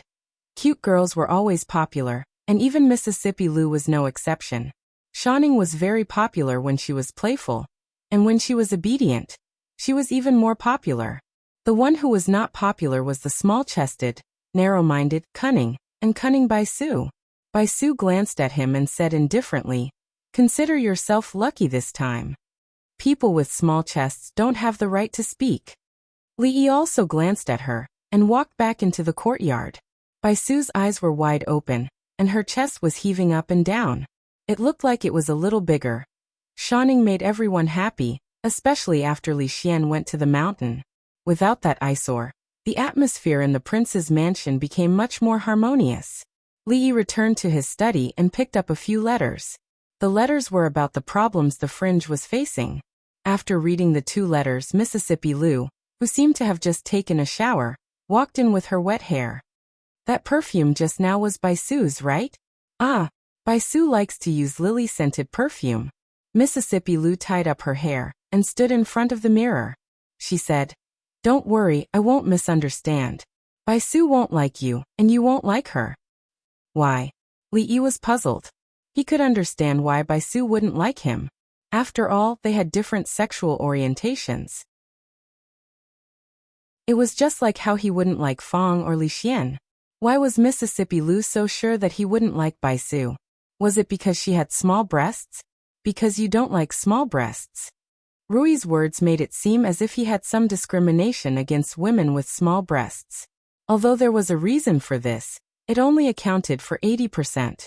She was narrow-minded, cunning and unfeminine, which accounted for the remaining 20%. As drunk Mo's due date approached, the atmosphere in the prince's mansion became tense. Even Li Duan was much quieter than before. Several times, he ran over to ask him and Rui if second mother was going to give birth to a younger brother or sister. The professionally trained delivery team was preparing 24 hours a day and resting in shifts. When Xiao Tsue ran over and said that drunk Mo was about to give birth, the tense atmosphere in the prince's mansion reached its peak. Rui held his hand tightly. She was even more nervous than when she gave birth to her own child. Li Yi wanted to go in to accompany her, but Rui's attitude was very firm. She said that it was unlucky for a man to enter the delivery room, but drunk Mo didn't agree. Li Yi could only be superstitious. He didn't dare not to be superstitious. It was already a mystery that he could appear in this world. If he questioned the existence of gods at this time, who knew if he would be punished after a long time? A midwife opened the door and came out. She smiled and said, Congratulations, Prince. It's a little princess. Both mother and daughter are safe. Reward. Li Yi breathed a sigh of relief and strode into the room. Yesterday was a joyous day in the prince's mansion. All the maids and servants were rewarded with a year's salary. All the servants who had worked in the prince's mansion knew that the prince was very generous to the servants. The salary they received was definitely not the number written on the surface. It was often more than 10 times or even dozens of times higher. It was said that the first midwife who came out yesterday to report that she was safe received a reward of 1,000 taels of silver. She was so excited that she fainted on the spot. When would the third madam be pregnant? And when would the princess be pregnant again? It was really something to look forward to, before one became a father. One would never understand what it was like to be a father. The eldest daughter of the Li family fell asleep. Lying next to drunk Emo, Li Duan stood by the bed with his hands behind his back, watching without blinking. He had a younger sister, and there would be someone to play with him in the future.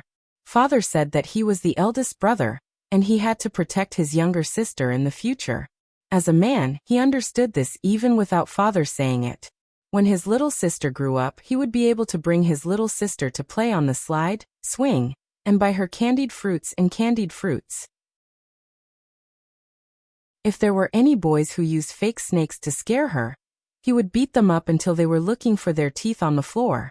Little Aunt had said that when he grew up, she would teach him martial arts. Little Aunt's martial arts were very powerful. She could beat father until he ran around everywhere. If he learned martial arts from her, he would definitely become as powerful as her. Li looked at this pair of children, and once again felt that the heavens had treated him well. He had a few beautiful wives and a pair of children. Compared to his previous life when he was forced to go on blind dates everywhere, his life now was much better. That kick was not in vain. And that fire was not in vain. Li Duan watched for a while and ran out. He wanted to find Little Aunt to teach him martial arts so that he could protect his younger sister. Drunk Emo leaned against the side of the bed and tilted her head. She looked at her daughter, who had not yet grown up, with a smile on her face. She had told Li a long time ago that she hoped to have a daughter. She could draw, sing, and dance. Their daughter would inherit everything from her and become the little goddess of Luoshui. The name of the young lady of the Li family was also something that she and Li had discussed a long time ago. Whether it was a boy or a girl, there were a few names that could be chosen. In the morning, Li and Drunk Emo deliberated for a while and chose one from among them. Li Mu. Mu meaning longing and attachment. Her name contained too much. Before he and Drunk Emo got together, they had gone through hardships and twists and turns. From Qing and prefecture to the capital, from the capital to the Qi kingdom, they had gone around in circles before they finally had the happiness they had today. Drunk Emo had expended too much energy yesterday. After Li coaxed her to sleep, he gently closed the door and walked into the yard. Rui sat alone at the stone table, looking into the distance. Li walked over and sat beside her. He held her hand and asked in a low voice, "What are you thinking about?" Rui smiled and said, "Dwayner just went to find Rui. He said that he wanted to learn martial arts well so that he could protect his sister in the future." Li shook his head and said, "He is still too young to endure that hardship. Let's wait for another 2 years. Let's see if he can persevere. I have also started practicing basic skills since I was 3 years old." As she spoke, she leaned on Li Yi's shoulder and murmured, "Can I have another child with my husband?" Because of her physique, it was difficult for Rui to get pregnant. The birth of Li Duan made Li Yi's legs feel weak even now. He held her waist and said softly, "Yes, really, really." Li nodded and said, "My wife, don't worry. We have plenty of time." Chapter 1066. Li wondered if it was in a woman's nature to forget her husband after giving birth. It was like this when Rui gave birth to Li Duan, and it was the same after Zuemo gave birth to Li Mu. The young princess of the Li family, Li Mu, was now the apple of everyone's eye. At home, she was much more popular than Li Duan and himself. Li Duan wanted to learn Kung Fu from Mississippi Liu, so Mississippi Liu handed him over to Yang Liuqing for the time being. He swore to protect his sister, so he had to practice Kung Fu with tears in his eyes. Fortunately, although it was hard, he persevered. Li Duan was already 3.5 years old, so it would be good for him in the future if he could train his body a little. Women in confinement needed special care, so Li had not been idle these days. He had taken into consideration both nutrition and taste. He had put in a lot of effort. Li Xian had been in the land of chaos. and he had sent a letter saying that he would be back tomorrow. This also meant that they would not stay in Shuzhou for long, and they would be returning to the capital. Although one Leslie Xian in the capital was not a big deal, he was still the emperor. Even if he could not stay in the capital, he could not always wander outside, so Shanning had been in low spirits since yesterday. Li Yi thought for a long time, then looked at her and said, "If he doesn't want to go back, let him go alone." Shanning raised her head and smiled.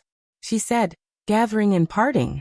When there is gathering, there will be parting, and when there is parting, there will be reunion. Parting is for a better reunion. There is mother, sister, and many things to do in the capital. I can't always be outside." Li did not speak anymore. Shanning lowered her head, and was silent for a while. Then she ran to the side, picked up a branch, and drew crisscross lines on the ground. She said, "Sir, let's play chess, beast chess." Beast chess was the first game that Li Yi taught her, and it was also the first game that she knew. It was taught by Li Yi to her, and after she carried it forward, it quickly became popular in the capital, especially among young children. She played very slowly and methodically. This made it difficult for Li Yi to use ultimate moves such as Little Dumbo, Tigger, and the universe's invincible celestial hound. Fortunately, he won and lost this time, and the probability of winning and losing was between 50 and 50. This made him even more sad. He knew that in chess he would never have a chance to surpass Shanning in his life. He could not believe that she could actually win and lose one game, and she could not win one game more. As the game went on, even Bai Su, who was standing behind, saw it and looked at him with slight contempt. So the game of chess could not go on. He looked at the time, and it was almost time to prepare dinner. These days, Drunk Ink's food was taken care of by him alone, including the ingredients, and he personally went to the market to pick the freshest. Shanning carried a small cloth bag and followed behind him, just like a little attendant. These days, except for sleeping and very few times, she would hardly leave his side more than 5 steps. If it were not for Bai Su also following behind, this must have been a flawless day. Su seemed to have made a breakthrough recently. Li Yi had not seen him for several days, but it did not matter. He just went out to buy vegetables, and he did not need a guru to escort him every time. What's more, although Bai Su had a small chest, a small butt, a small heart, and a lot of shortcomings, her advantages were also very obvious. 8th on the heaven list, she was definitely a qualified bodyguard. With Fong in Yong County, she could almost do whatever she wanted. Coincidentally, they met Yang Fu and the others on the street. The old man with the surname Wang, Yang Fu and a few guards, walked slowly on the street, talking to Yang Fu as they walked. In the past, old man Wang often asked him some questions, or talked about some things about the Jing kingdom. Later, for unknown reasons, he rarely came. Instead, when he was talking to Yang Fu about the way of the emperor, the latter often fell asleep on the table. Li Yi could understand Yang Fu, because the prime minister's voice had a unique charm. Even he wanted to sleep when he heard it. "Your Highness Jiang of Silla." The old man with the surname Wang also saw him, and cupped his hands to salute him. Li Yi looked at him. "Prime Minister, this is..." The old man with the surname Wang cupped his hands and said, "Shuzhou used to be the poorest and most chaotic place in the Jing kingdom, but in just 2 years, it has become so prosperous and rich. This old man brought His Highness King Jing out to have a look, hoping that Your Highness can learn something from it." Li looked at Yang Fu, and found that his eyes were staring at the fruit-candied haws on the street stalls, and there was a look of longing in his eyes. He felt that old man Wang was still a little too hasty. So what if he learned it? The reason why Shuzhou had become the Shuzhou it was now was not only because of its unique geographical advantage, but also because it was his territory, and he could do whatever he wanted. The Wu kingdom was still in someone else's hands. Even if Yang Fu learned it, it would be in vain. Li bought a fruit-candied haw for Shanning and Yang Fu, and the longing and envy on Yang Fu's face disappeared. Just as he was about to wave goodbye to them, a group of carriages slowly drove over from afar. The man in the lead looked left and right, and suddenly walked over. He asked the old man with the surname Wang, "May I ask, old man, how do I get to the Yong County government?" The old man didn't answer, but looked at him and asked, "Are you from the Wu kingdom?" The man was surprised. "Old man, how do you know?" The old man with the surname Wang thought about it and said, "If this old man guessed correctly, you should be from the Zhangzhou of the Wu Kingdom, right?" The man's face was even more surprised, and he sighed, "Strange, strange old man, could it be that you're a fortune teller?" Seeing that he admitted it, the old man with the surname Wang shook his head and said, "If you're not from the Zhangzhou, how can you have a Zhangzhou accent? Although this old man is old, his ears are still good, and I can still recognize the dialect of my hometown." Leaving home at a young age and coming back when he was old, his accent never changed, and his hair on his temples withered. Although Elder Wang's experience had nothing to do with this poem, to be able to meet someone from his hometown in a foreign country was something worth celebrating no matter what. The old man surnamed Wang looked at the group and asked, "What are you doing here?" The man sighed and said, "Old man, you might not know this, but Zhangzhou has fallen into the hands of that dog of a court, and the people have no way to live. We were originally merchants of Zhangzhou, but we were really forced by that dog of a court to be afraid, so we thought of coming to Suzhou to find a way to survive." He sighed and said, "It's better when Her Royal Highness is here. It's a pity that Her Royal Highness." There were many merchants from the Qi Kingdom and the Wu Kingdom in Suzhou. As long as they were doing proper business, they would not be discriminated against here after registering in the county government. The old man with the surname Wang naturally knew about these things. However, he was originally the Prime Minister of the Wu Kingdom. Now that he saw that the people of the Wu Kingdom had no choice but to flee to a neighboring country to avoid disaster, he only felt sorrow in his heart, and a certain belief in his heart became even more resolute. "You don't know where the Yong County government is?" The man looked at him and said with a smile, "Let's ask someone else." The old man surnamed Wang shook his head and pointed ahead with a somewhat depressed expression. He said, "The Yong County government is just in front." "Thank you, old man." The man cupped his hands at him and turned to look at the group behind him. He said, "It's been a long journey, and we're almost there. Everyone, hold on a little longer." A group of more than 10 people pulled 4 carriages. The carriages were filled with children's toys such as windmills, rattle drums, masks, wooden swords, and wooden swords. When the last carriage passed by, a man casually took down a windmill from the carriage and handed it to Yang Fu, who was standing by the side of the road licking the candied haws.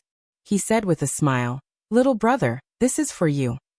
Yang Fu was licking the candied haws and subconsciously reached out to take it. Suddenly, a tender voice came from behind him. The man held the windmill with a kind smile on his face. However, when his hand was halfway through, a trace of viciousness quickly appeared on his face. His speed suddenly increased, and from the gap between his index and middle fingers, a bit of blue light shone out.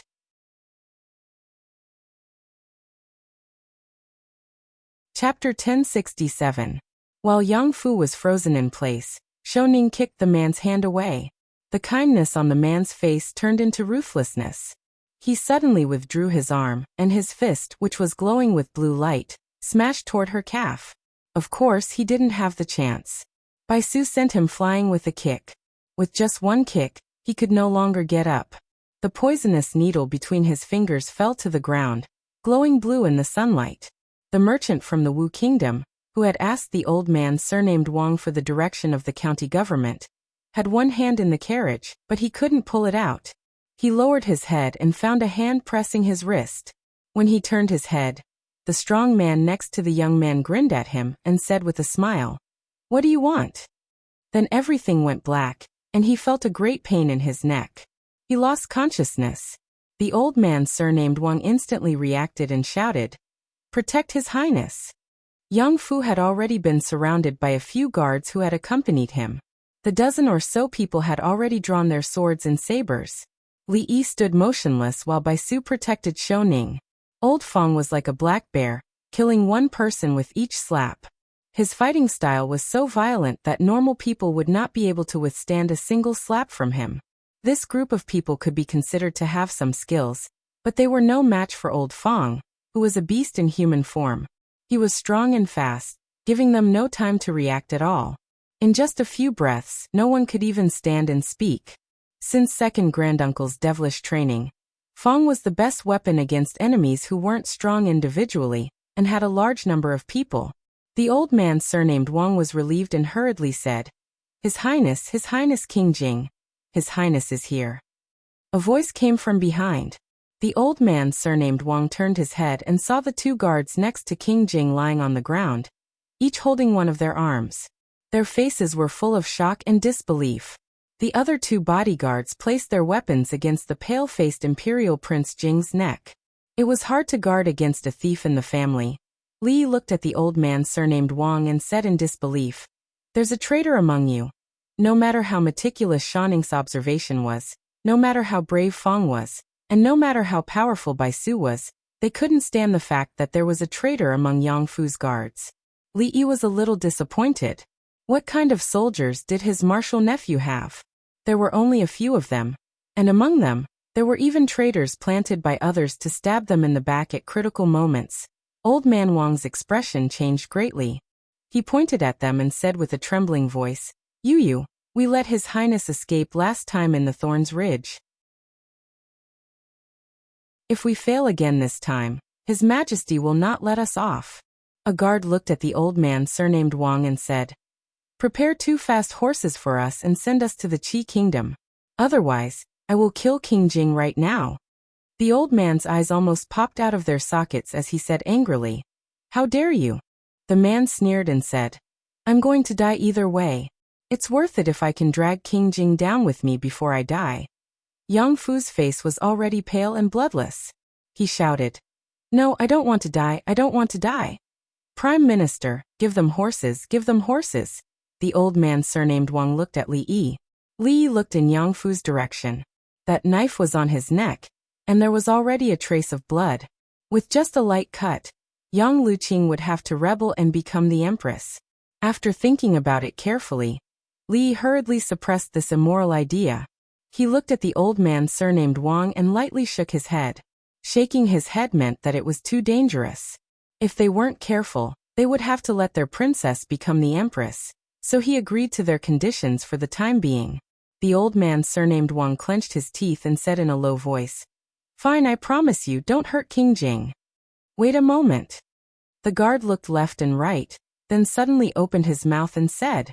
He pointed at Shanning, who was protected by Bai Su, and said, Let her come over. The old man surnamed Wang was startled. Li Yi narrowed his eyes slightly. Yang Fu, who had the knife on his neck, seemed to see a glimmer of hope. He shouted, Yes, she is the princess of the Jing Kingdom. She is more important than me. She is more important than me. Just tie her up. Let me go, let me go. The old man surnamed Wang's body swayed. He looked at Yang Fu as if he was looking at a stranger. His lips trembled, but he couldn't say a word. If it weren't for this little princess, King Jing would have been dead. How could he say such a thing? His body also began to tremble. His eyes dimmed and his face was ashen. The guard had just said it casually. He could only see that the girl was of noble status, but he didn't expect her to be so noble. If he tied her up, wouldn't their chances of escaping be greater? He pointed at Shanning again and said loudly, Let her come over, or I will kill King Jing right now. If we die together. Then let's kill her. Li Yi walked over and took Shanning's hand. He said, Let's go home. If we go home late, the fish won't be fresh. It was because the fish purchased by the residents wasn't fresh that he and Shanning came out to buy live fish. If the fish were dead, they would have to come out to buy it again. He looked back at Feng and said, Don't forget to have someone clean the floor later. The 2 guards looked at him with a stunned and shocked expression. Then kill him. This was King Jing, not some random cat or dog. How could he just kill him? If he killed King Jing, what reason could the princess and the others have to rebel? How could this person do this? You want to harm me, you want to harm me. Yang Fu's face became even paler. His face was full of despair. He shouted, My royal sister will not let you go. My royal sister will not let you go. Li Yi sighed. He didn't sigh for Yang Fu, but for himself. He thought that Yang Fu was just a naughty and spoiled child. As long as he put in some effort, he would be able to bring him back to the right path. Obviously, he was too naive. The surrounding crowd had already retreated when the group of people took action. They were watching from afar. You. One of the guards pointed at Li Yi and said angrily. Don't think that I don't dare to do it. Li Yi waved his hand. You do it. I'm watching. The two of them were stunned. They didn't know whether to advance or retreat. Puff. After two strange sounds, the two of them fell to the ground at the same time. There were two swallowtail darts stuck between their eyebrows. Yang Fu also fell to the ground. There was a stench coming from his lower body. Li looked at Bai Su, who was holding two darts in her hands. Bai Su turned to look at him at the same time. He swore in his heart that he would never laugh at her for having a small chest again. The Yamen runners began to separate the crowd and gathered here. Feng pointed at the dozen people on the ground and said, Take them back to the county office first. Then he pointed at the two people with darts between their eyebrows and said, Take the bodies away. The old man surnamed Wang came to his senses. His eyes were dull. He looked at King Jing, who was paralyzed on the ground and had lost control of his bowels. He walked over and slowly squatted down. He didn't mind it. He picked him up and walked toward the crowd step by step. Ouch! The crowd dispersed. Hearing the sound, Li hurriedly turned his head and looked at Shanning. He asked with concern, What's wrong? She frowned and whispered, I was careless just now and sprained my ankle. Go back and ask Sister Rui to take a look at it. Li squatted down to check, and found that it was not serious. It was just a little swollen. He must have sprained his ankle. He turned his back to her and said, Get up. Shanning blushed. She lay on Li Yi's back and put her arms around his neck. She said with a red face, This is not good. He had never seen anyone so happy after spraining their ankle. Li Yi tilted his head and looked at her. Shanning put her arms around his neck and asked, Sir, I sprained my ankle. Can I not go back to the capital right away? Go back to the capital? Let's recover first. Li Yi turned his head and said angrily. She lay on Li Yi's back with a happy smile on her face. She felt that the pain in her ankle was not as bad anymore. Li Yi carried Shanning on his back. He looked at Bai Su, who was walking beside him, and suddenly said, Miss Bai. Ever since he saw her skill with darts, he felt that as a man he shouldn't be too stingy. He should take the initiative to find a chance to repair their relationship. What? Bai Su crossed her arms and glanced at him. She said emotionlessly, I have a few secret recipes here. He glanced at her chest and said, They can improve your figure? Bai Su was stunned at first. After she understood what he meant, she immediately blushed and said angrily, What do you mean? Pretend I didn't say anything. Li Yi shook his head. Since she didn't care, he wouldn't say anything. Shanning lay on his back and giggled. Bai Su lowered her head and remained silent. After a while, she turned to look at him and asked softly, The secret recipes you mentioned really work?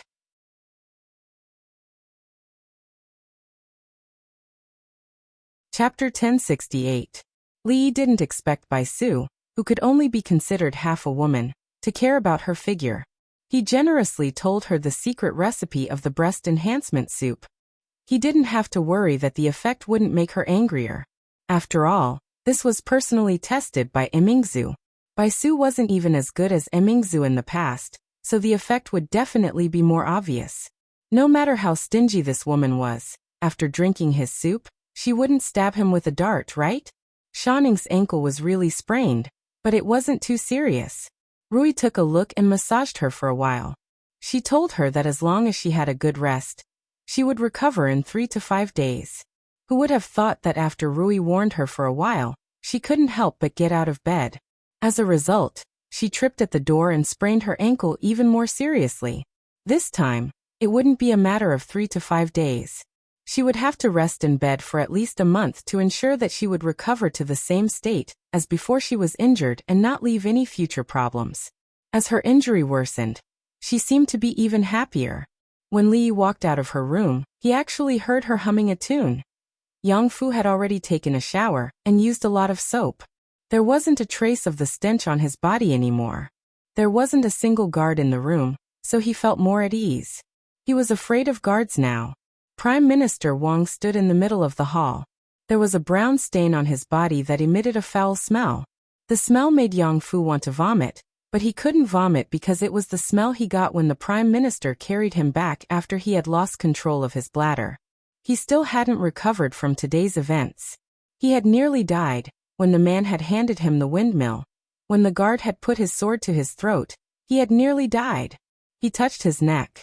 There was a bloodstain on it, and it still hurt a little when he touched it. If the knife was a little sharper, his head wouldn't be on his neck anymore.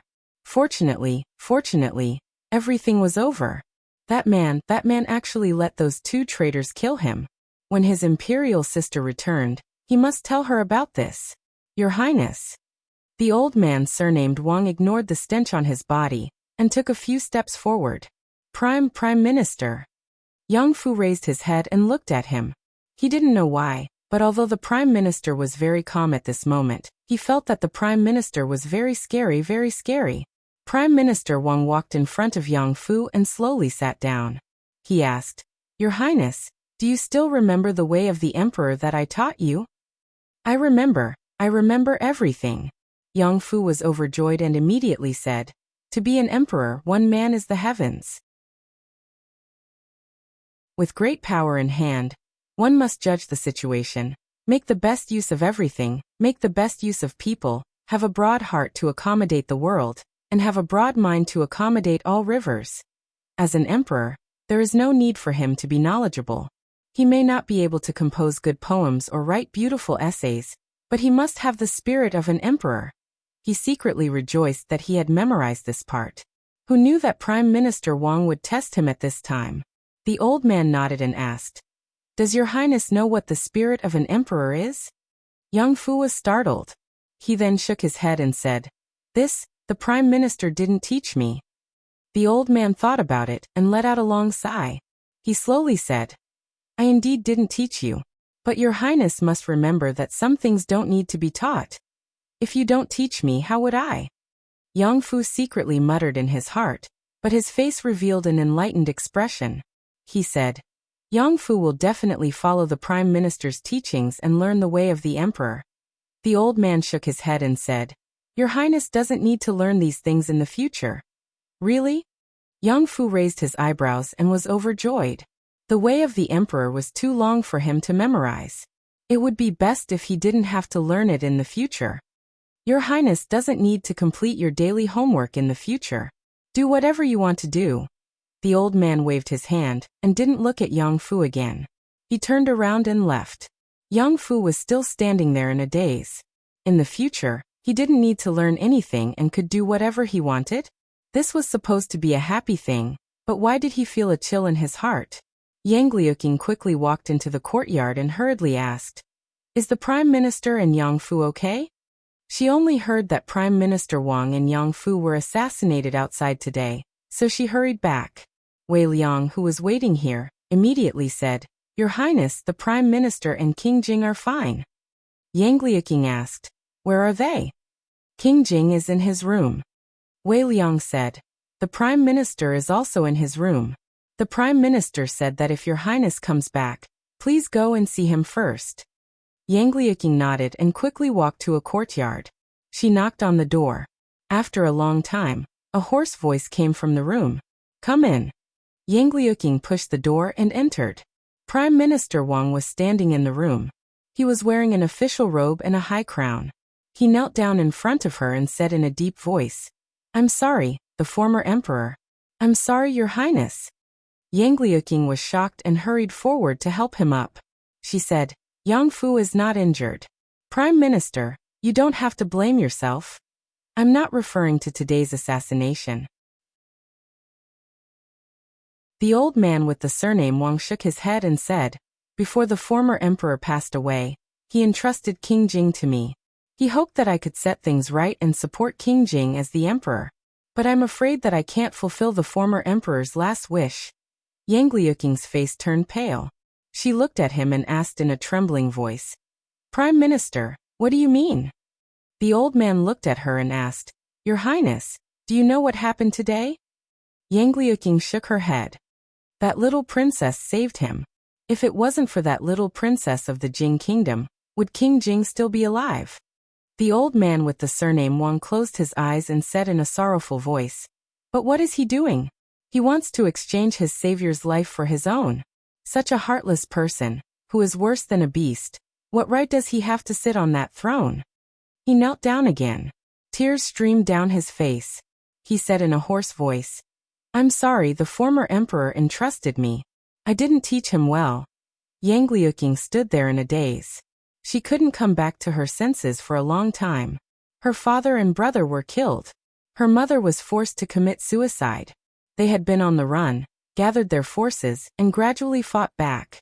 They only had one goal. They wanted to suppress Emperor Wu, who killed his brother and father. They wanted to support the former emperor's son, King Jing, as the emperor. Giving up on King Jing meant giving up on themselves. Without this reason, they were traitors and plotting a rebellion. It made a big difference to them whether King Jing became the emperor or not. However, as Prime Minister Wang said, Yang Fu, he didn't deserve to be the emperor. That's good. After a long silence, a smile of relief finally appeared on her face. She helped Prime Minister Wang up and said, "Let General Wei and General Chen dismiss those officers and soldiers. Let them divide the rest of the money. I've always made a mistake. In fact, Your Highness has also made this mistake." The old man shook his head and said, "King Jing is only King Jing. He can't represent anyone except himself. He can't represent the officers and soldiers, and he can't represent the world." Yang Liuqing was startled and looked at him. The old man knelt down again, and kowtowed to Yang Liuqing 3 times.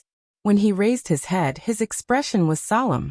He said in a loud voice, "I beg Your Highness, for the sake of the former emperor's last wish, for the sake of the people of the Wu Kingdom, to suppress the traitors, to ascend the throne."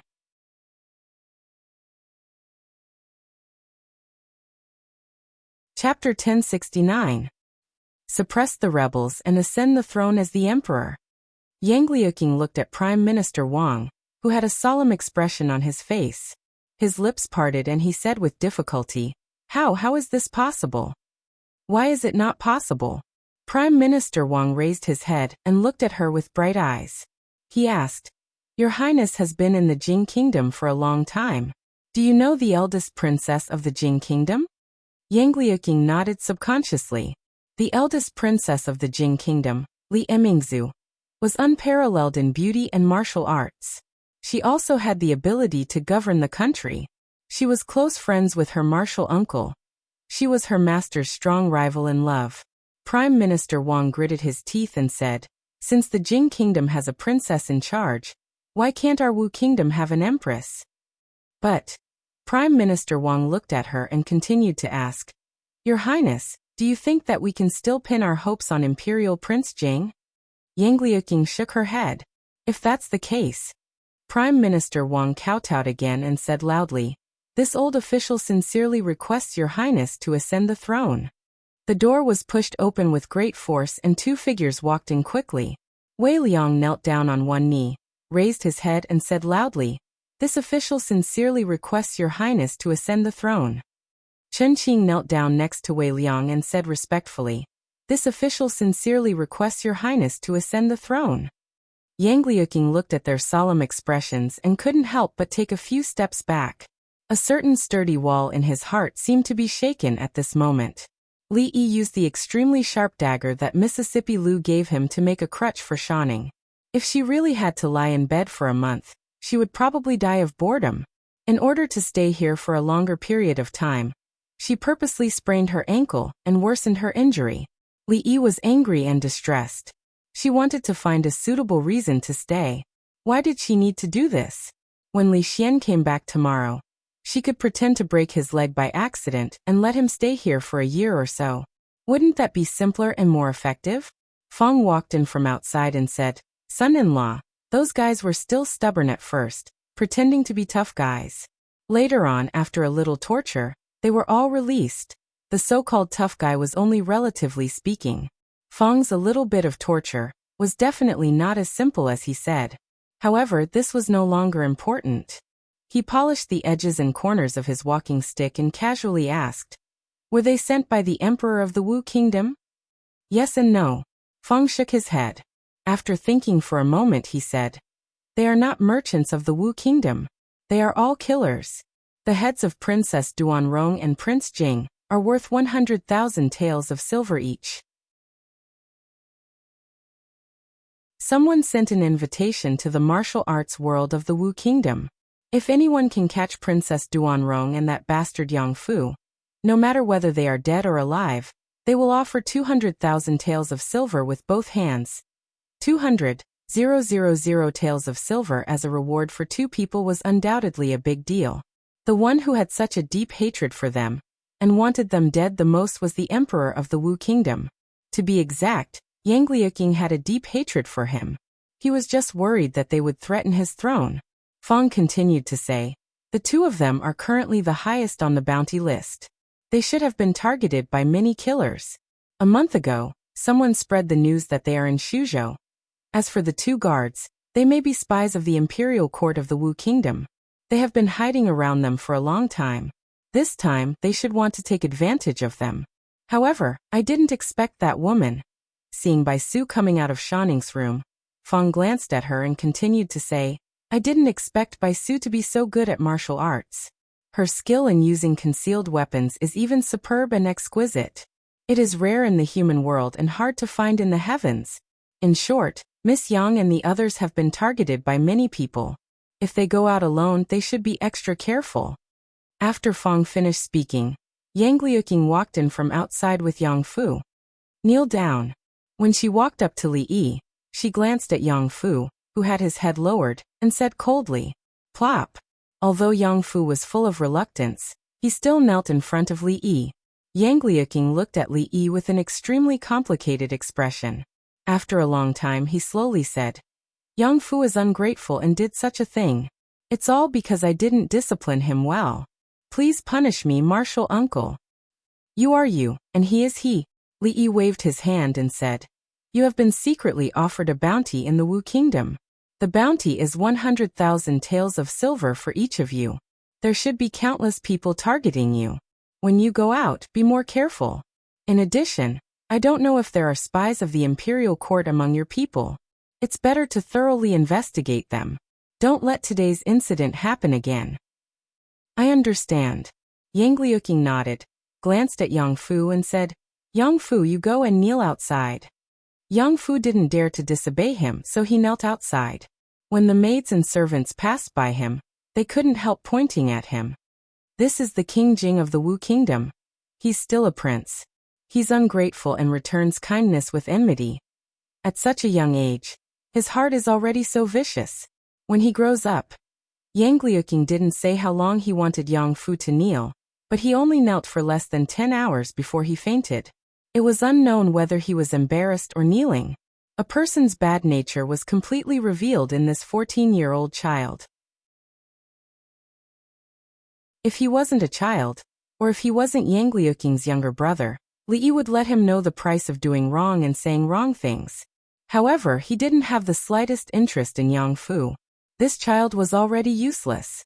Whether they wanted to live in seclusion in the countryside, or wanted to continue to rebel and support Yang Fu as the emperor, it had nothing to do with him. He had to look after Shanning. He was worried that she hadn't recovered from her foot injury and would jump out of bed again. In the afternoon, Old Man Wang came to find him. At that time, he was massaging Shanning's sprained foot. She was giggling because of the itch. The massage technique was taught to him by Bai Su. She said that she didn't want to owe others a favor. In the martial arts world, it's not a burden to have more skills. Looking at the horoscope to predict one's luck, relaxing the muscles and blood, massaging to set the bones, rebellion. These skills, it was better to learn one more. Who knew when it would come in handy?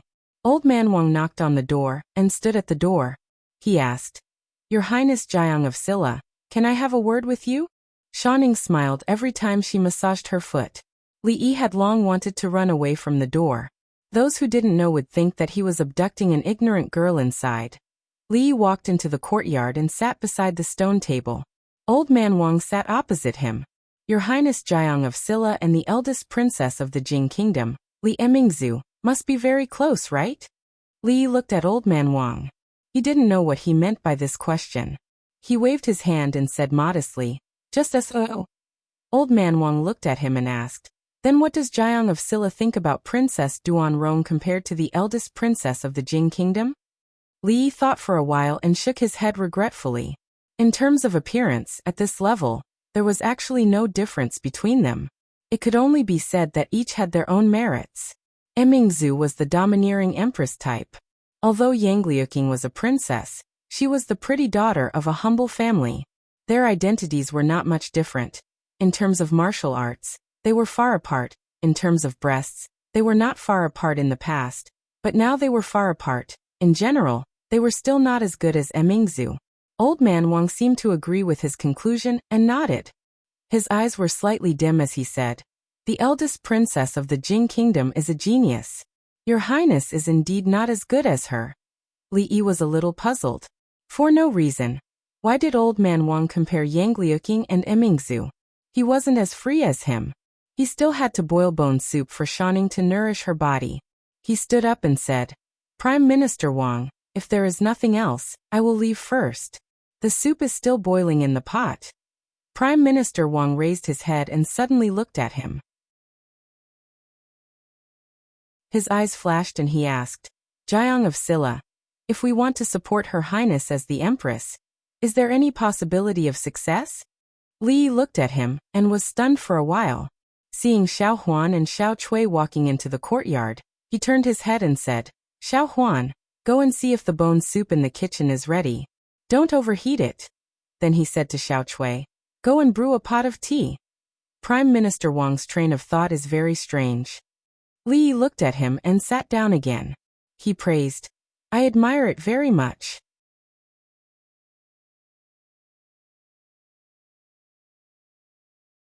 Chapter 1070. Pedantic, conservative, conformist, stubborn. This was Li Yi's impression of Geezer Wang. In reality, it wasn't just him. These high-ranking officials and old men all had similar images in his eyes. Only now did he realize that he was wrong, completely wrong. He shouldn't have looked at people with colored glasses, shouldn't have been biased, and shouldn't have used a single point to cover the whole. He had committed the most common mistake in the world. How was this the stubborn old prime minister? This was simply a pioneer with an avant-garde ideology. In the era without the Wu woman, Geezer Wang's ideology was hundreds or even thousands of years ahead of the rest of the world. What kind of ideological realm was this? Li took a sip of tea, looked at him and asked, "If I support Princess Duanrong as the Empress, what will happen to King Jing?" Geezer Wang should have already thought of this problem. Without any thought or hesitation he said, "I will announce to the public that King Jing was ambushed by a traitor sent by Emperor Wu and unfortunately died. That traitor killed his brother and father, and now he even wants to assassinate his own brother. He has lost his virtue and has lost the mandate of heaven. The people of the Wu kingdom should rise up and rebel against the tyranny." To be able to think of even this kind of method, Geezer Wang's image in Li Yi's mind was invisibly raised by another level. "This is a good idea." Li nodded. It was a rebellion after all. The most important thing at the beginning was to find a reason, such as a tyrannical ruler, losing the mandate of heaven, the fall of the Emperor Star, the coming of Purple Qi from the east. With this as an excuse, the rest of the operation would be carried out in a logical manner. Jiang of Silla is a genius who has assisted the Jing kingdom in its resurgence. He is experienced and knowledgeable, so he must be able to see further than this old man. Geezer Wang looked at him and said, "This old man only has one question. Is it possible to support a woman as the Empress?" Li put down his teacup and said with a smile, "Prime Minister Wang, have you heard of an old saying?" Geezer Wang looked at him and asked, "What old saying?" "Anything is possible." The old man surnamed Wang thought for a moment and asked, "May I know who said this?"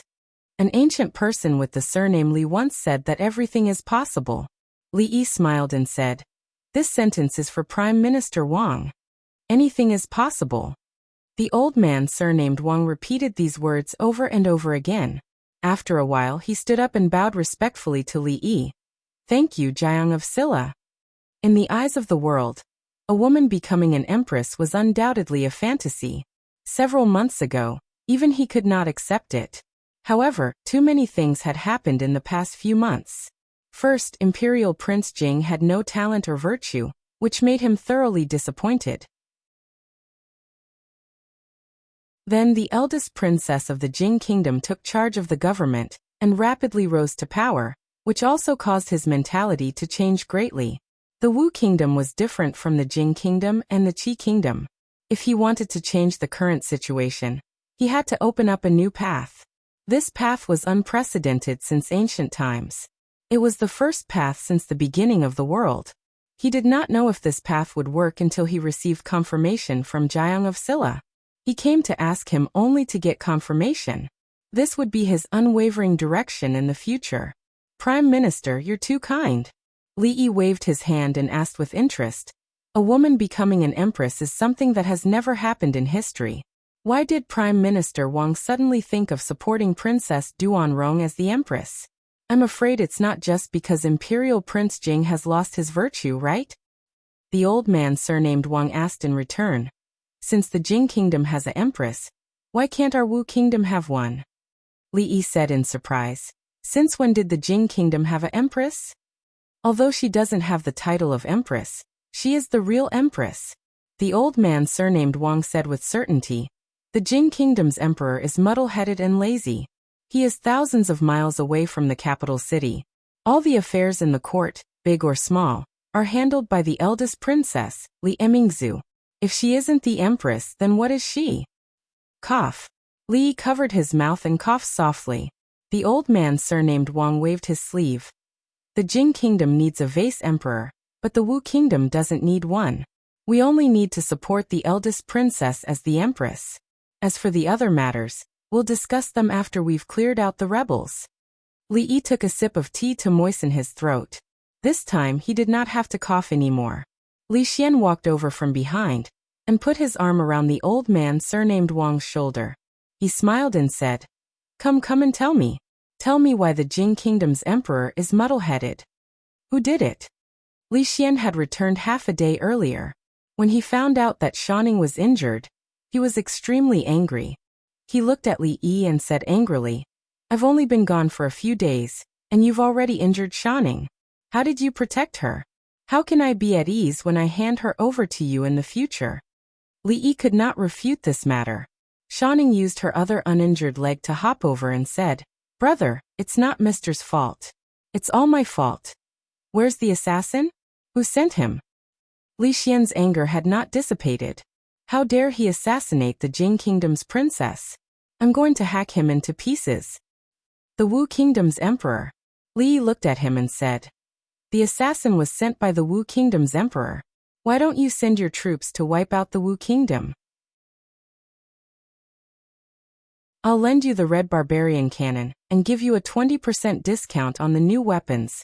Li Xian quickly calmed down. The war between the Jing kingdom and the Qi kingdom and the Zhao kingdom had just subsided for less than 2 years. They were still at the stage of stabilizing the national economy. It was impossible for them to wipe out the Wu kingdom for no reason. Even if Li Xian agreed, the courtiers would not agree. Li Xian had nowhere to vent his anger. He gritted his teeth and said, I'll go and see how the old man's writing is going. Meditate and reflect on one's own mistakes. Don't talk about other people's wrongs while chatting. This ancient saying was very good. Don't speak ill of others behind their backs. Because old man Wang spoke ill of Li Xian behind his back, he was taken down by 2 imperial consecrators on the spot. The 2 consecrators were older than him, and there was no such thing as respecting the old and loving the young. Li Xian did not make things difficult for him. He just locked him in his room and made him write a 5,000-word reflection.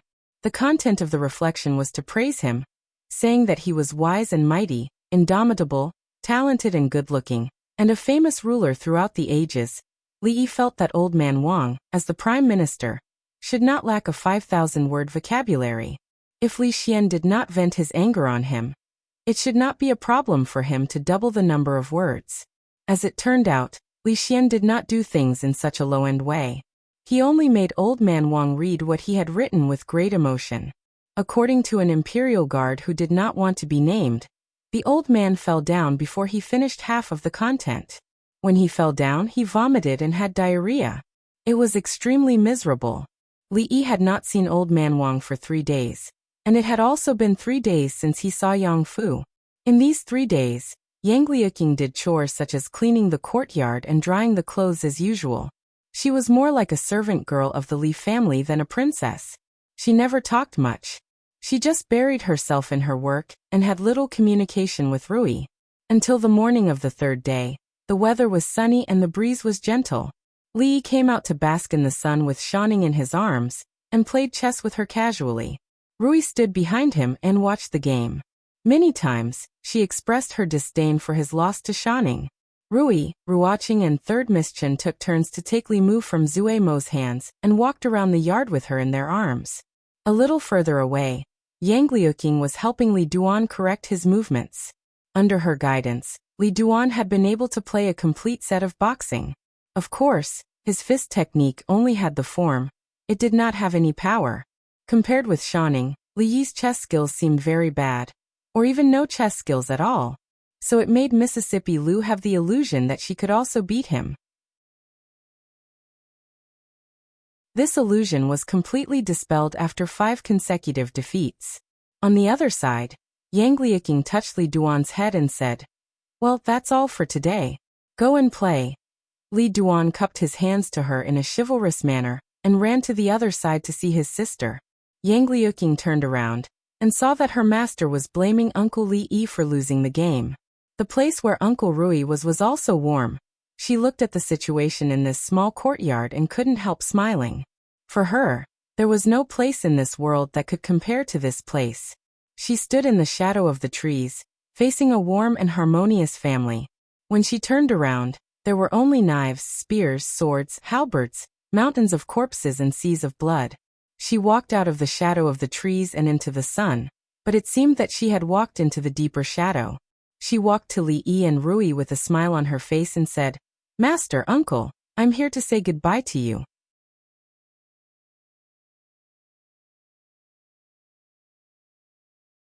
Chapter 1071. Mississippi Lu's disciple did not belong here. Li Yi had long known that this day would come. Her injuries had healed a long time ago, and her martial arts had also improved. These days, she had never mentioned a certain matter, but it did not mean that she had let it go or forgotten it. In her eyes, there was the great hatred of her parents and brothers, as well as the people of the Wu Kingdom. She could let it go for a while, but she could not let it go forever.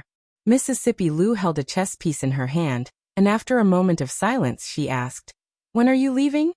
Yang Liuqing lowered his head and said, "Tomorrow." Mississippi Lu put down the chess piece and said, "Got it. Master, martial uncle, I will leave first." She lowered her head and fell silent. After a long time, she said in a low voice and turned to leave. When she reached the gate of the courtyard, her footsteps paused. With this step, she would be in 2 completely different worlds, 2 completely different lives. Unfortunately, she had no other choice. She looked back again, turned her head and strode out. This game of chess was not finished, because the players were not in the mood. Li was a bit conflicted. He had never expressed any intention of helping Yang Liuqing. First, it was because what she wanted to do was too important and risky, and it required a great investment of money. If he helped her with all his strength, even he could not afford it. Second, it was because fundamentally speaking he was not helping Yang Liuqing, but Yang Fu. Yang Liuqing was his martial nephew, his own martial nephew, who was Yang Fu. But now it was different. From a sociological point of view, Yang Fu was already a dead man. He could not appear in front of the people of the Wu Kingdom again. For the rest of his life, he could only choose to be an ordinary person. And if he was not in a hurry, he did not need to use the red barbarian cannon to blast his way through. He could take the dog head of the emperor of the Wu Kingdom within 3 months and take the simple and violent route. In fact, the rebellion could be done slowly. He only needed to provide some strategic support and weapon support to help her mobilize the strength of the people of the Wu Kingdom, unite the front, and advance step by step. To be honest, it had always been a regret in his heart that Emingzi did not sit on the throne. However, since things had come to this, he could not possibly rebel against Li Xian. Now, there was a great opportunity in front of him. If he missed it, it would be a pity. After all, if he missed this opportunity, he wouldn't get another one. Li looked at Mississippi Lu. thought for a moment and said this is her choice. Mississippi Lu stood up and walked back to her room. Li sighed. He knew that Rui was conflicted. On one hand, she wanted to help her only disciple, but on the other hand, she had to think about everyone else. She would no longer act on impulse or passion. He carried Shanning back to the room, walked out again, and sat back in his original position. He pondered for a long time, but still couldn't make a decision. What's wrong? Are your hands itching? Li Xian walked in from outside and sat opposite him. He looked at him and asked with interest. Li glanced at him. What do you mean itching my hands? Stop pretending. Li Xian looked at him and said, I know. Your precious disciple nephew will be leaving tomorrow. Li Yi needed to correct a mistake. Yang Liuqing was Mississippi Lu's precious disciple, and his disciple nephew. There was no need to add any attribution in front of the name, disciple nephew. He looked at Li Xian and said, she has her mission. Do you think that everyone is like you, not doing a proper job, and being muddle-headed and lazy in politics? Keep pretending. Li Xian crossed his arms and looked at him as if he had seen through everything. He said, I don't believe that you are not tempted by her. Li looked back. Rui and the others had entered the room, and Mississippi Lu was not outside. He then looked back at Li Xian with a slightly angry expression. Although we are very familiar with each other, don't talk nonsense. Do you think I don't know you? Li Xian waved his hand and said, Don't think that I don't know. You wanted Emingzu to be the empress, but that incident happened and the plan failed. I know that you must have regrets in your heart. You want Emingzu to be the empress, and you want your second daughter to be the empress. He looked at Li Yi and suddenly asked, Tell me honestly, do you have any special fetish? Do you especially like empress, queen and princess? He Emingzu Shanning Yangliuqing Yongning. You must have this fetish. Li Xian looked at him and continued. This time, it was personally suggested by that old man. I don't believe that you will miss this rare opportunity. Slander, naked slander. The reason why he was conflicted was because he did not want his martial nephew, his own martial nephew, to die for nothing. He also did not want Mississippi Lu to fight for Zhongtian or not. It might become a lifetime of regret in the future. Li Xian, that son of a bitch, what was in his head? Not to mention Emingzu Shanning is still a child. Yang Liuqing is his martial nephew. Yongning is his younger sister.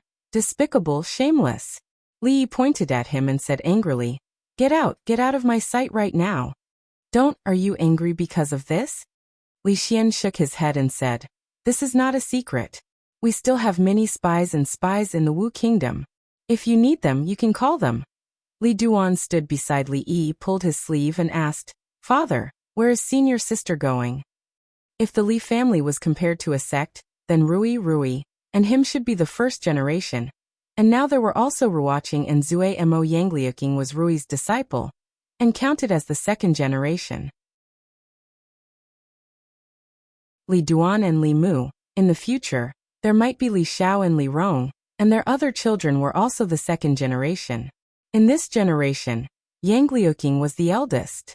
Li Yi patted Li Duan's head gently and said, Senior sister is going back to her hometown.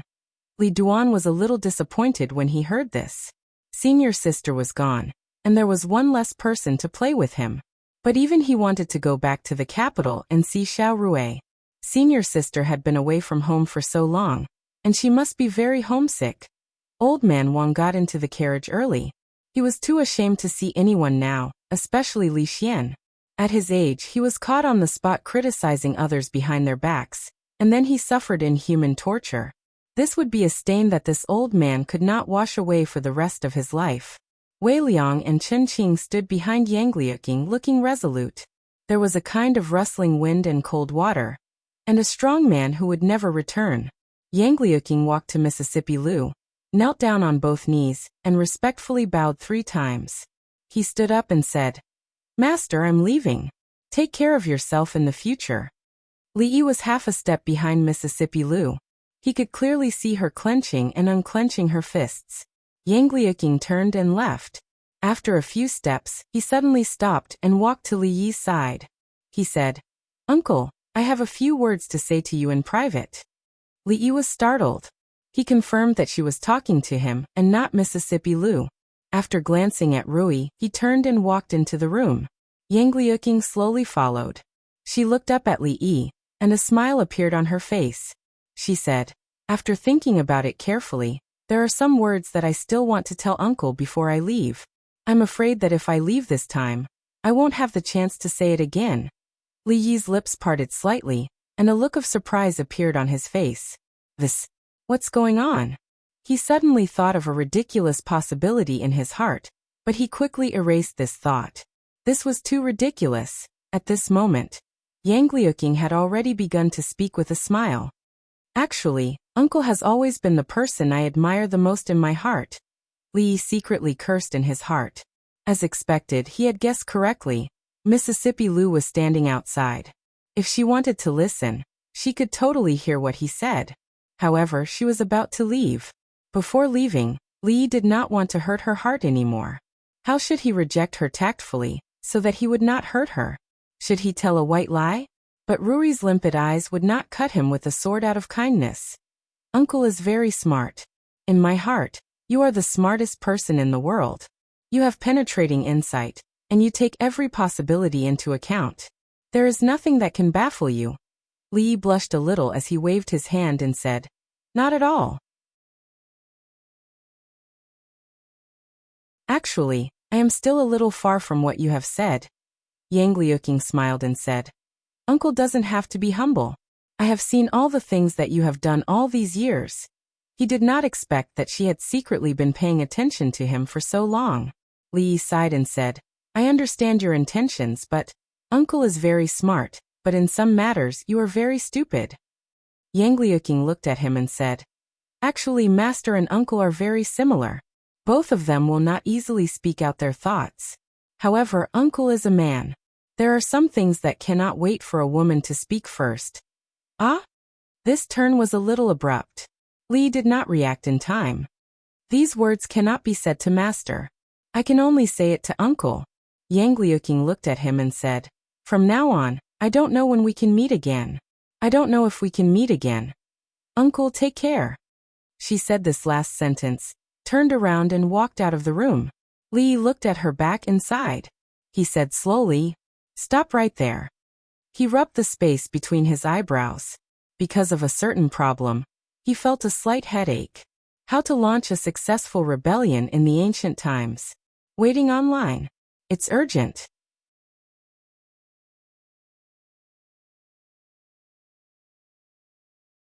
Chapter 1072.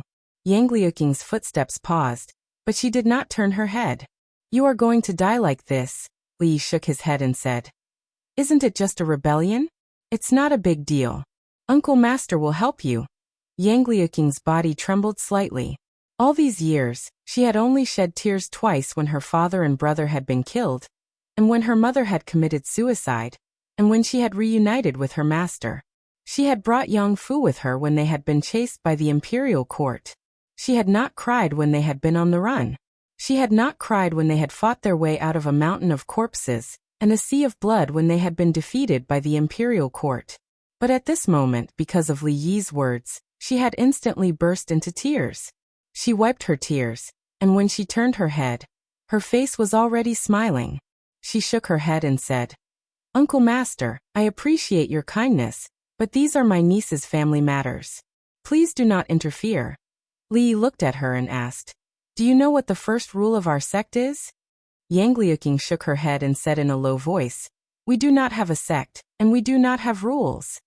"Now we do." Li looked at her and said, "The first rule of our sect is to be obedient." "Uncle Master." Li gently patted her head, as if he was patting Li Duan, and said, "Be good, be obedient." "Uncle Master. If you do not listen, you will be punished according to the sect rules." She looked at Li Yi's solemn expression, opened her mouth, and did not say another word. However, the tears in her eyes that she had been holding back rolled down uncontrollably, sliding down her face. At first, it was only one or two, but then it became a string.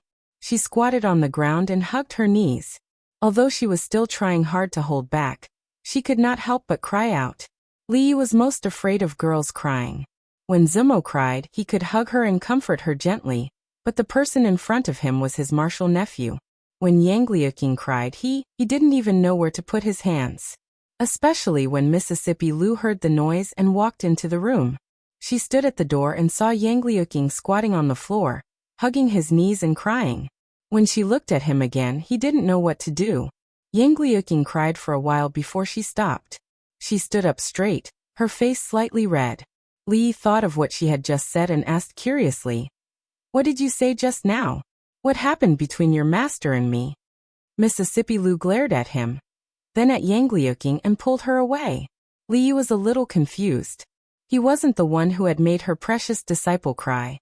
He couldn't help her, but he couldn't help her either. He was in a bad spot. It was normal for girls to be sentimental. There was nothing shameful about crying, not to mention in front of him and Rui. Old man Wang would be greatly embarrassed. Because he didn't want to see anyone, he had long hidden in the carriage, waiting to leave. But now that he was not in a hurry to leave, he had to get off the carriage and walk back under everyone's gaze. Even the servant girls of the Li family knew that the old man beside Miss Yang liked to talk behind people's backs. He was so old that he still pooped his pants. Old man Wang had replaced Yang Fu and become the man of the hour. As early as a few days ago, Yang Fu had been sent to the mountains. He would spend a very long time on one of the mountains in the land of chaos. Chen Qing had personally led people to the Wu kingdom to spread the news that the former emperor's legitimate son, King Jing, had been assassinated by Emperor Wu's men and died early. This just happened to confirm an old saying. Some people were alive, but they were already dead. Rebellion had never been a simple thing. Rebellion also had to pay attention to basic laws and core values. Li played it down when he said it, but when he really carried it out, he had to be very careful with every step he took. Fortunately, he had a lot of useful information to search for and countless historical experiences to learn from. He didn't even have to tailor it for them. There were thousands of ways to rebel, and there would always be one that suited them. Moreover, she wasn't rebelling. She was also the legitimate heir of the Wu kingdom. What she wanted to do was to set things right. In fact, compared to Mingzhu, it was even easier for her to ascend to the supreme position. Mingzhu's real identity was a princess, and she was the real princess royal of the Wu kingdom. She had a very high prestige among the people of the Wu kingdom. According to Old Man Wang, they also had some old subordinates of the former dynasty, who were deeply hidden in the imperial court. Before the official rebellion, Li naturally had to understand these things first. This time, he didn't intend to use too much power. Wang Wei and the others would be enough to manage the fringe well. Other than a few experts, the Lu League didn't need to move into the Wu kingdom on a large scale. Their power was never the deciding factor, and they were also not Yang Liuqing's biggest reliance.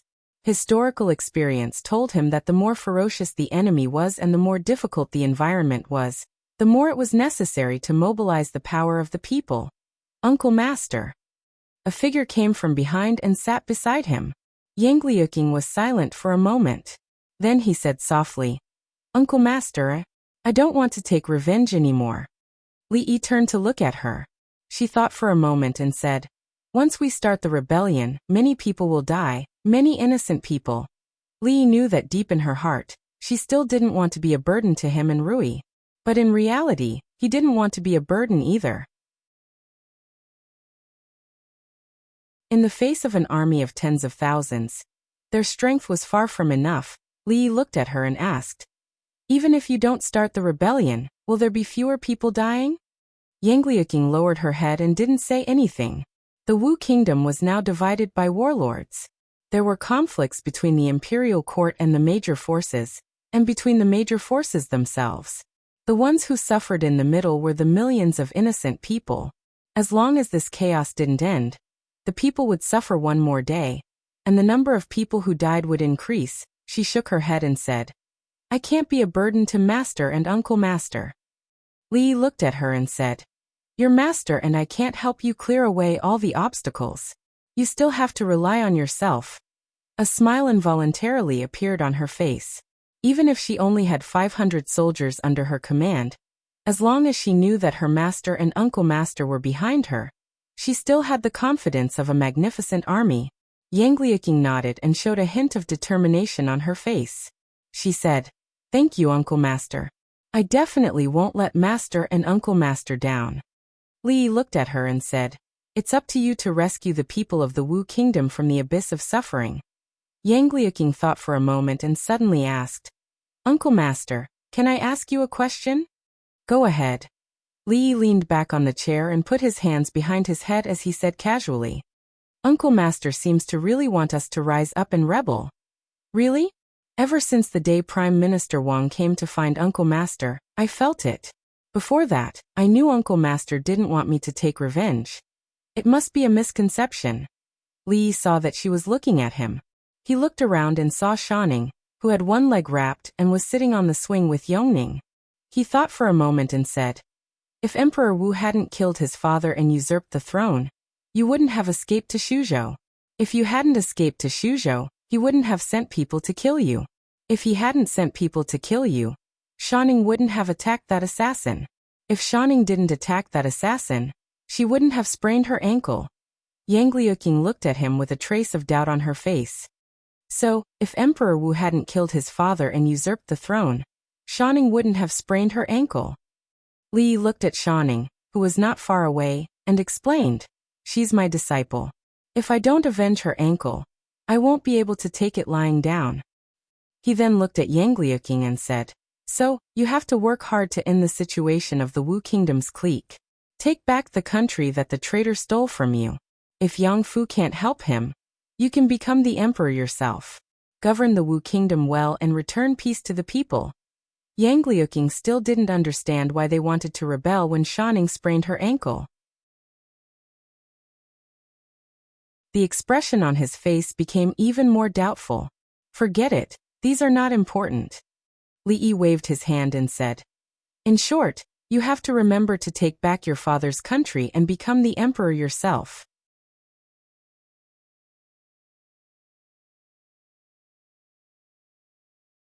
Chapter 1073. From the bottom of his heart, Li Yi actually did not want to persuade someone to be an emperor. This was the minister appointed by the late emperor of Wu Kingdom to entrust the orphan to him. He was the former prime minister Old Wang. Through the deeds of the eldest princess of the Jing Kingdom in charge of politics, and coincidentally, he met the emperor of the Jing Kingdom in Shuzhou, who looked the least like an emperor. After suffering a double blow both mentally and physically, he brainstormed for a while before coming up with this unprecedented idea that would shock the heavens and the earth and make the gods cry. Li Yi could swear to God that he had no part in this process. What was more coincidental was that it was Yang Liuqing who wanted to overthrow the tyranny of the Wu Kingdom, establish a new regime, and liberate the poor people of the Wu Kingdom. Who was Yang Liuqing? He was Mississippi Lu's disciple, the only disciple and his blood relative. Who was Mississippi Lu? She was Lu Rui, his sister-in-law, the only sister-in-law, and his blood relative. He and Rui were of the same generation, so Yang Liuqing was his martial nephew, the only martial nephew, and his blood relative. Could he just watch as his own disciple sent himself to his death, and cause Rui to sink into pain and sorrow every time she thought of her disciple? Obviously not. Moreover, Shanning had sprained her ankle, and he had to take revenge. Li Yi decided to go back to his room and take out the proposal that he had been saving up for a while to refer to it. It was originally tailor-made for Emingzu, but due to various reasons, it could only be put aside permanently.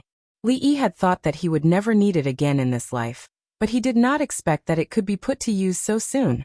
Although Emingzu and Yang Liuqing had the same ultimate goal, they had different starting points, different circumstances, and completely different paths to take. One was a gentle replacement, while the other was a violent revolution. However, there were some similarities between them. It was a pity that Emingzu did not come this time. Otherwise, she could have exchanged insights with Yang Liuqing. After all, she was his senior. Speaking of Emingzu, he really missed her. He didn't know if she had gained weight or lost weight. He also didn't know if she drank soup often. He also didn't know if she missed him and his egg fried rice. Li Yi sighed. In fact, he should go back to the capital to have a look. But Li Mu was only a few months old and couldn't stand the long journey. What's more, he had something important to do soon. After being idle for so long, his hands were really itching. The blood in his chest that had been cold for a long time seemed to have a tendency to heat up again. Which area should he start from? While Li Yi was deep in thought, a figure walked past him. He raised his head, thought for a moment, then waved his hand and said, "Su Zheng, come here for a moment." Li Xian was very regretful. He really wanted to see how Yang Liuqing would rebel. If possible, he even wanted to participate personally and fire the first shot of the revolutionary uprising.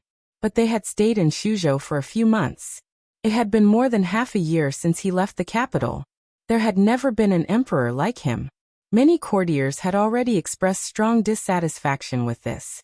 There had also been a certain degree of instability in the capital. Moreover, he couldn't abandon his wife and children to wander outside. They were going back. Li Yi carried Shanning on his back and walked on the street. Her feet hadn't fully recovered, and it was inconvenient for her to walk with a cane. So during this period of time, Li Yi was her legs. Shuzhou should have become the largest commodity trading center in the Jing Kingdom, and even in the surrounding countries. In a small Yong county, they could buy the specialties of each country. They were going to leave tomorrow. Li Yi specially took her out to buy things today. Just the number of guards following behind to take the items was already more than 10. Bai Su followed by his side. She was Shanning's personal bodyguard. These days, she was inseparable from her, so naturally, she was inseparable from Li Yi. Luckily, the enmity and grudges between them had already vanished into thin air along with that piece of secret prescription. This young Miss Bai's attitude towards him was much better, and occasionally she would even smile at him, which made Li Yi feel overwhelmed by the favor. He even felt that Bai Su's previous sexual orientation was different from other women because she felt too inferior in some areas, so she had a rebellious mentality. Because her foundation was too weak, she could have obvious results in a short period of time. This directly caused her confidence to soar. Perhaps she could reverse this mentality. From the bottom of his heart, he still hoped that Bai Su could be a normal woman. It was good to be a woman. Shanning was a little quiet today. She lay on his back without saying a word. She was completely different from the past when she always had endless things to say. She didn't say a word, as if she had something on her mind. Whenever she was unhappy, Li Yi would always try his best to make her happy. However, today was different. She could stay here for another month or two in a self-harming way, but no more. A woman walked past them with a child. The child, who was about 4 or 5 years old, looked at the rows of sugar figurines on the street. He tugged at the woman's sleeve and asked, "Mother, what are these?" The woman looked back and said with a smile, "These are sugar figurines." The child looked at the sugar figurines in the shape of animals. His throat moved and he asked, "Can these sugar figurines be eaten?" The woman smiled and walked forward to ask the old man blowing the sugar figurines, "Old man, can these sugar figurines be eaten?"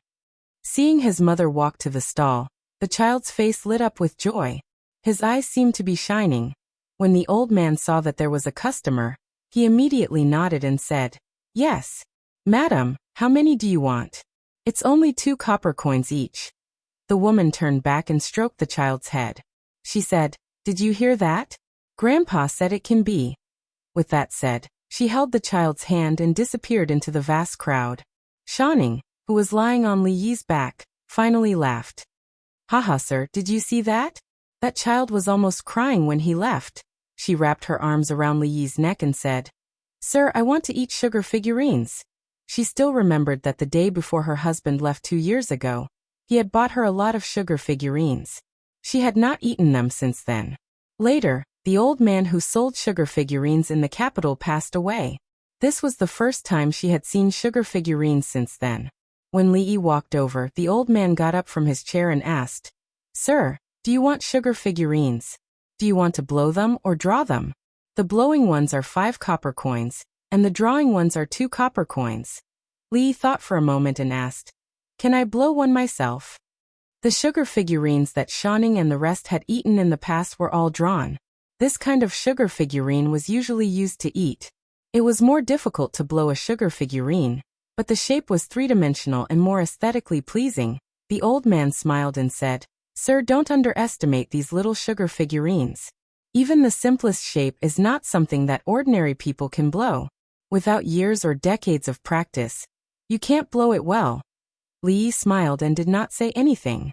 Although his library did not have much of a presence, it had never dropped the ball at critical moments. To think that he knew about astronomy, geography, elliptic hyperbola, hybrid biosphere, satellites in the sky, and submarines in the sea. How could a mere sugar figurine stump him? Although there was no book that taught him how to blow a sugar figurine, it was ultimately an art. Just like calligraphy and painting, they were different routes to the same goal, with the addition of body and breath control. How could a dignified expert on the heaven list not be able to do these? Under the old man's doubtful gaze, he washed his hands, took out a small piece of sugar paste, and skillfully pulled out a candy stick.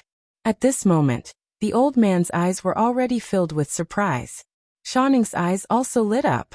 As he blew, he pinched the sugar figurine with his hands. Soon, a simple figure appeared in his hands. The surprise in the old man's eyes had already turned into shock. The difficulty of blowing a person and blowing an animal were worlds apart. If he had not been immersed in this for decades, it would be impossible for him to be so proficient. Even if this young man had started practicing since he was in his mother's womb, it would still be impossible. This. He looked at the young man's rapidly changing hand gestures, and his body suddenly trembled. He suddenly looked at the girl on his back and cried out involuntarily. This is incredible, incredible. Although it was just a sugar figurine, from the sugar figurine's figure, hairstyle, and slightly blurred eyebrows, it could be seen at a glance that the person he was blowing was the girl on his back. In addition to being shocked, the old man suddenly became vigilant. If the young people nowadays were all so powerful, his rice bowl would be ruined. "Sir." Shanning hugged Li Yi's neck tightly, her face full of a blissful smile. "Cough, be gentle, I can't breathe."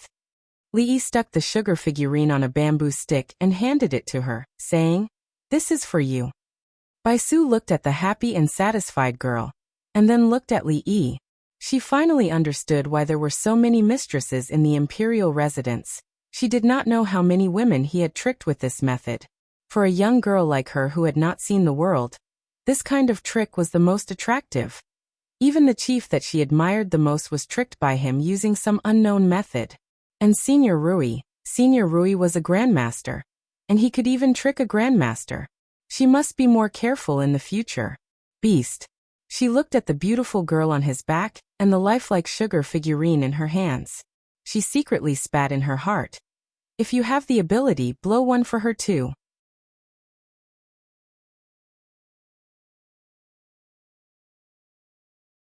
Chapter 1074. After blowing a candy figure for Shanning, Li Yi noticed that Bai Su was looking at him strangely. It was as if she was looking at a beast. He thought to himself, even if her breasts become bigger in the future, she will still be as narrow-minded as before. It's just that I gave it to Shanning and not her. So he blew another candy figure for her. It was a big-breasted woman with the same beautiful meaning and blessing. When the old man who sold the candy figure found out that Li Yi was not in the same trade as the one who blew the candy figure, he was obviously in high spirits. He insisted that he did not take his money. It was only a few copper coins, so Li Yi did not insist. Shanning held the candy figure in her hand. She could not bear to eat it until they returned home. Bai Su could not bear to eat it either. She looked at the candy figure in her hand enviously. Li Yi placed Shanning on the bed in the room and asked, "What do you want to eat today? I will make it for you." She counted with her fingers and said, "I want to eat spicy prawns, steamed fish, braised pork ribs, and Sir's soup." Tomorrow, she and Li Xian would set off for the capital. Before that, Li Yi would fulfill all her requests. When Li Yi walked out of the room, Shanning sat on the bed for a while before jumping off. She put on her shoes and looked around the room. After a while, she found a brocade box and carefully placed the candy figure in it. Bai Su stood outside the door and looked at the candy figure in her hand for a long time. A trace of jealousy appeared on her face. She bit off the candy figure's breast. "I will be back," said Li Xian solemnly as he stood at the entrance of the prince's mansion. The fringe was a good place, especially the secret base that Li Yi had built there. In the past, the place he wanted to stay the most was the Academy of Sciences. But now the Academy of Sciences was second to him. He looked at Li Yi and asked, "Where is Shanning?" Baisu replied, "In the room." Li Xian sighed and said, "If only she could stay for a few more months." Li Yi looked at his legs, and Li Xian felt an inexplicable chill run down his spine, and he shivered. Li Yi looked at him and shook his head. "You guys go first. Wait at the city gate. I will bring her there in a while." In the room, Shanning's foot was still wrapped in white gauze. When she saw Li Yi, she said in a low voice, "Sir." Li Yi walked to the bed and squatted with his back to her. He said, "They have gone first. I will carry you to the city gate." "Wait a minute, I still have something to bring." Knowing that Mr. would carry her to the city gate, Xu Ning seemed a little happy. She hurriedly jumped off the bed, ran to the cabinet barefooted, and took out a small box. "Wait a moment, I still have something to bring." Knowing that her teacher would carry her to the city gate, Shanning was clearly happy. She quickly jumped off the bed and ran barefoot to the side of the cupboard. She took out a small box. Li Yi pretended not to see it, and she pretended not to see it. Li Yi pretended not to see it. Holding the box, she ran over, put on her shoes and lay on his back.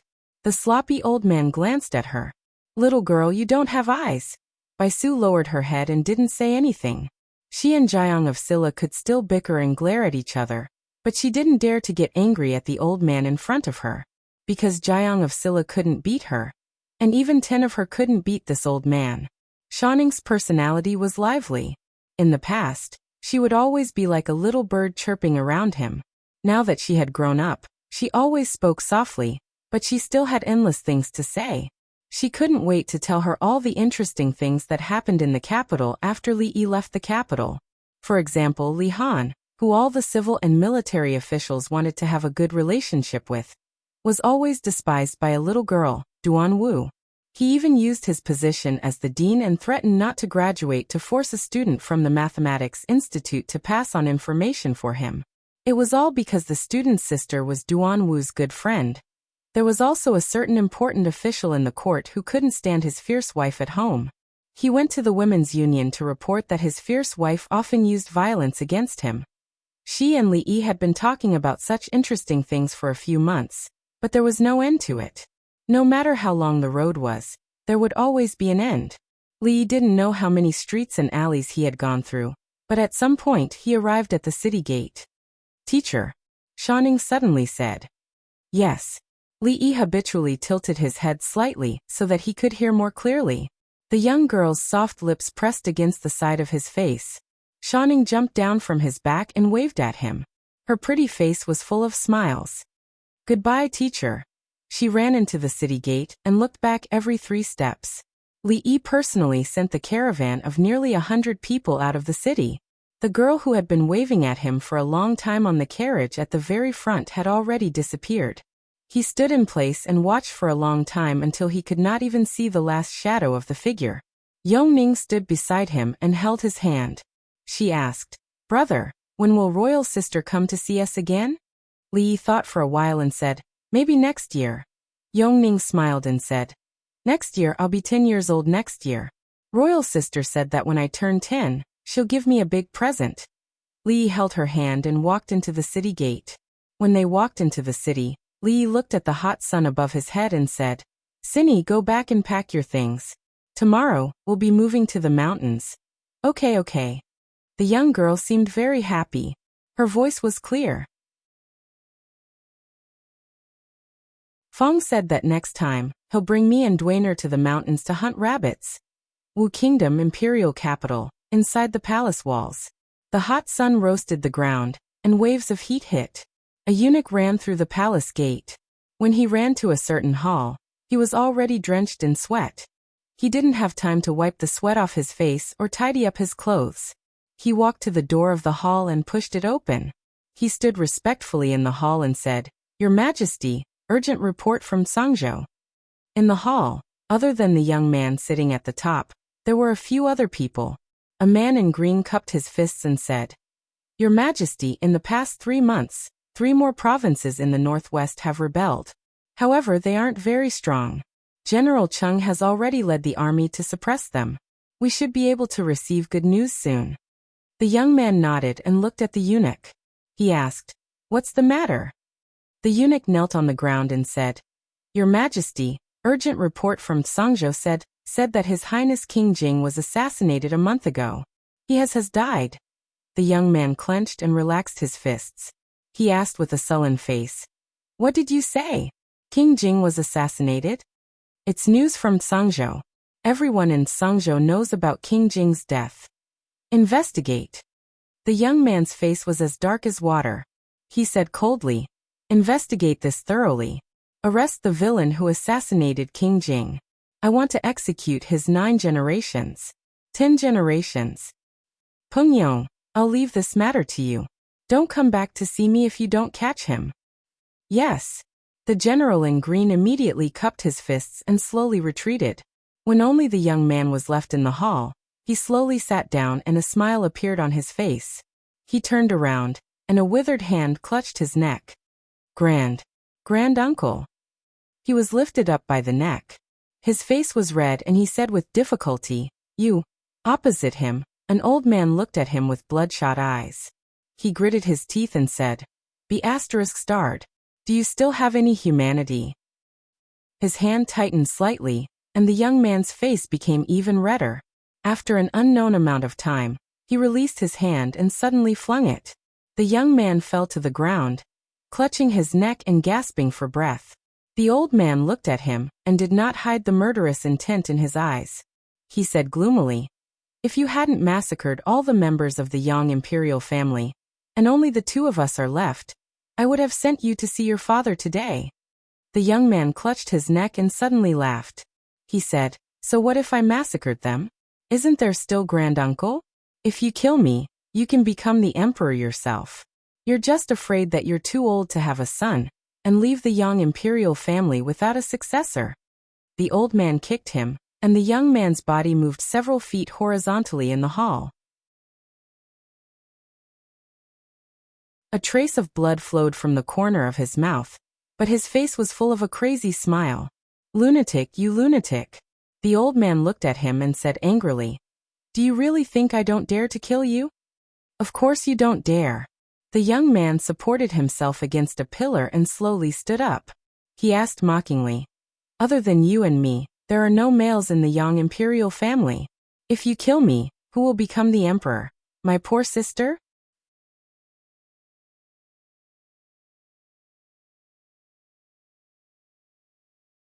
Chapter 1075. Greetings, elder ancestor. 2 eunuchs stood at the entrance of the hall.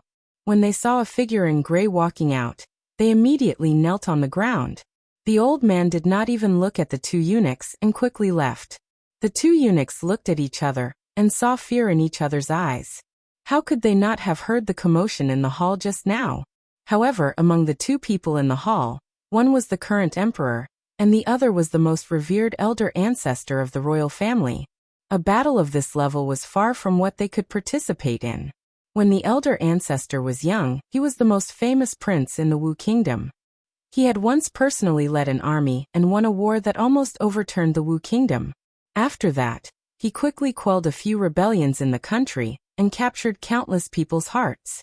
However, just when he had won the hearts of the people and the court officials, and was only 1 step away from ascending to the throne, he inexplicably went to pursue some illusory martial path, and left the imperial capital. There was no news of him for 20 years. At that time, the emperor was already beyond cure. Before he passed away, he searched everywhere for the elder ancestor, but to no avail. In desperation, he could only pass the throne to his younger brother. More than 10 years later, a prince who held great power forced the emperor to abdicate and rebel.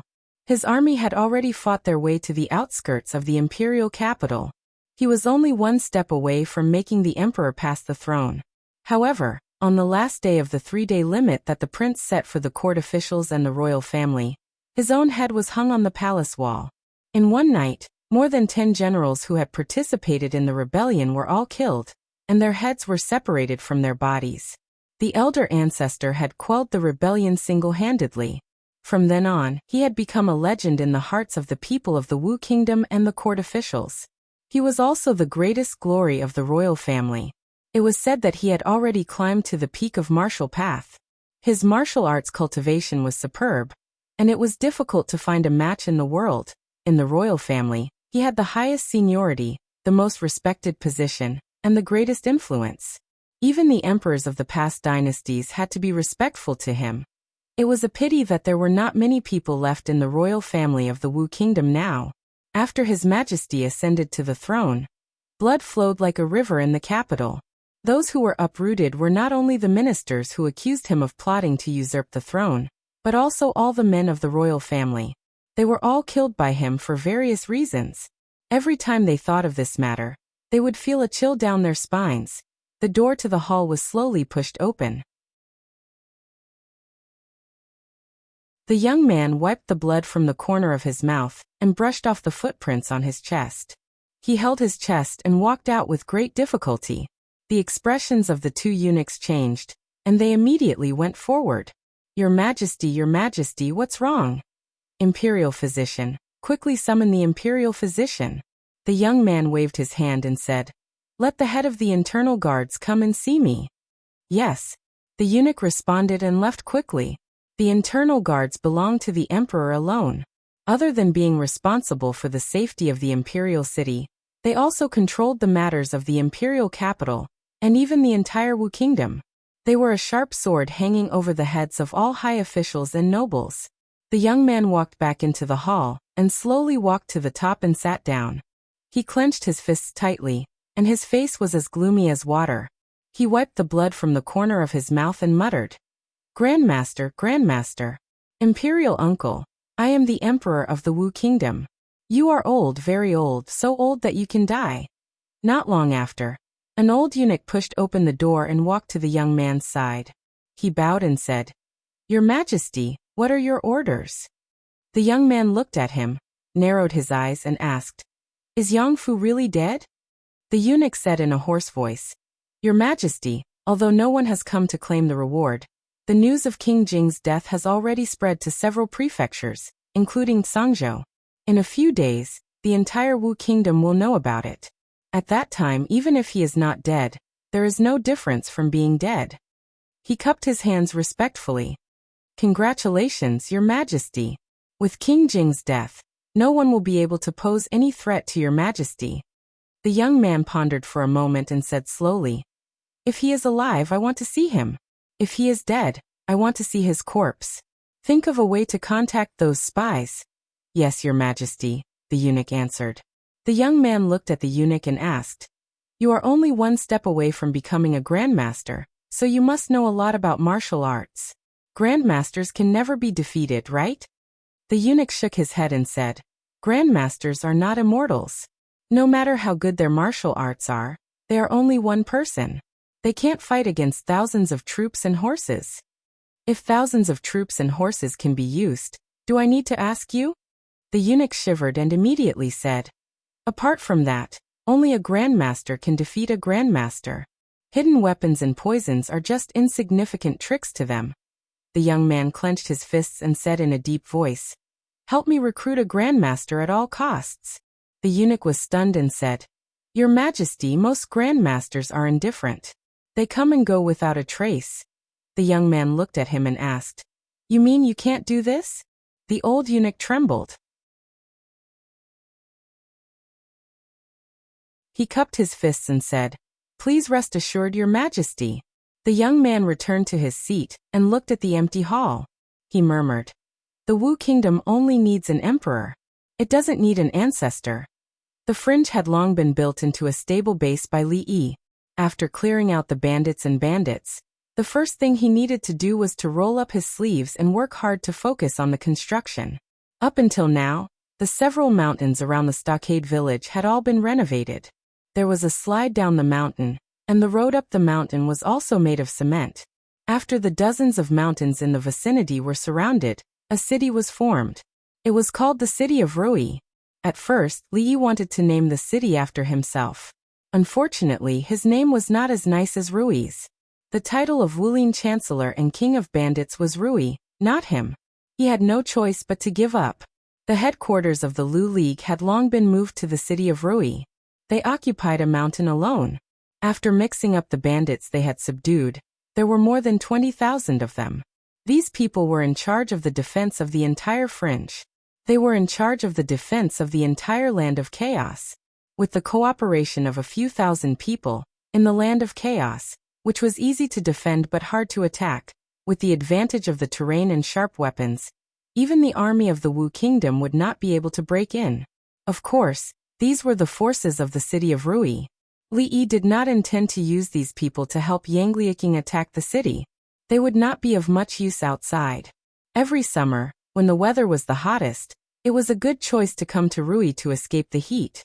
Rui had nothing to do, so she taught a few disciples.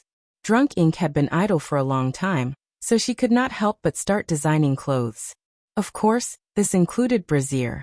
This time, Li Yi had a reason to openly admire and help her come up with strategies. Ruoqing was actually the busiest.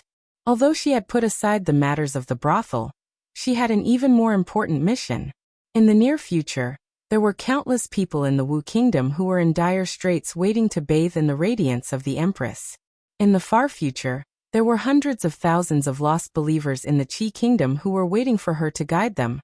One advised people to be kind and charitable, while the other advised people to be evil and rebel. It was clear which concubine was real and which one was fake. Yang Liuqing stayed here for the time being because Li Yi's Empress plan had not been completed. He had to stay here to accompany his wife and child. He could only write down the things she wanted to do in detail on a piece of paper. Of course, he could not be bookish. He would not limit their actions and actions to such a small book. From the Zhangzhou of the Wu Kingdom to here, there was an extremely smooth road.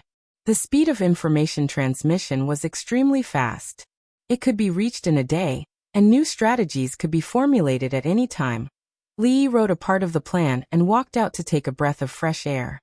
He saw Su leaning against a big tree, with a chicken drumstick in one hand and wine in the other. He took a bite of the chicken and drank a mouthful of wine. He still looked so sloppy, but there was a faint sense of elegance. He had the temperament of a qigong. This was the demeanor of a different grandmaster. Especially when paired with the melancholy and hesitation that appeared in his eyes, Li could almost be sure that this was an old man with a story. The imperial palace of the Wu Kingdom. The emperor of the Wu Kingdom looked at an old woman in the hall and slowly said, "As long as you help me with this matter, I will agree to any of your requests." The old woman had a head of white hair, but there were not many wrinkles on her face. Her body was not stooped at all. She looked at the young man in front of her, her expression as calm as an ancient well. "You are the emperor?" The young man was startled, then smiled and said, "Besides the emperor, who else dares to call himself emperor?" "I can agree to your request." The old woman looked at him and said, "But before that you must help me find someone." "Who?" The old woman narrowed her eyes. The wrinkles at the corners of her eyes deepened.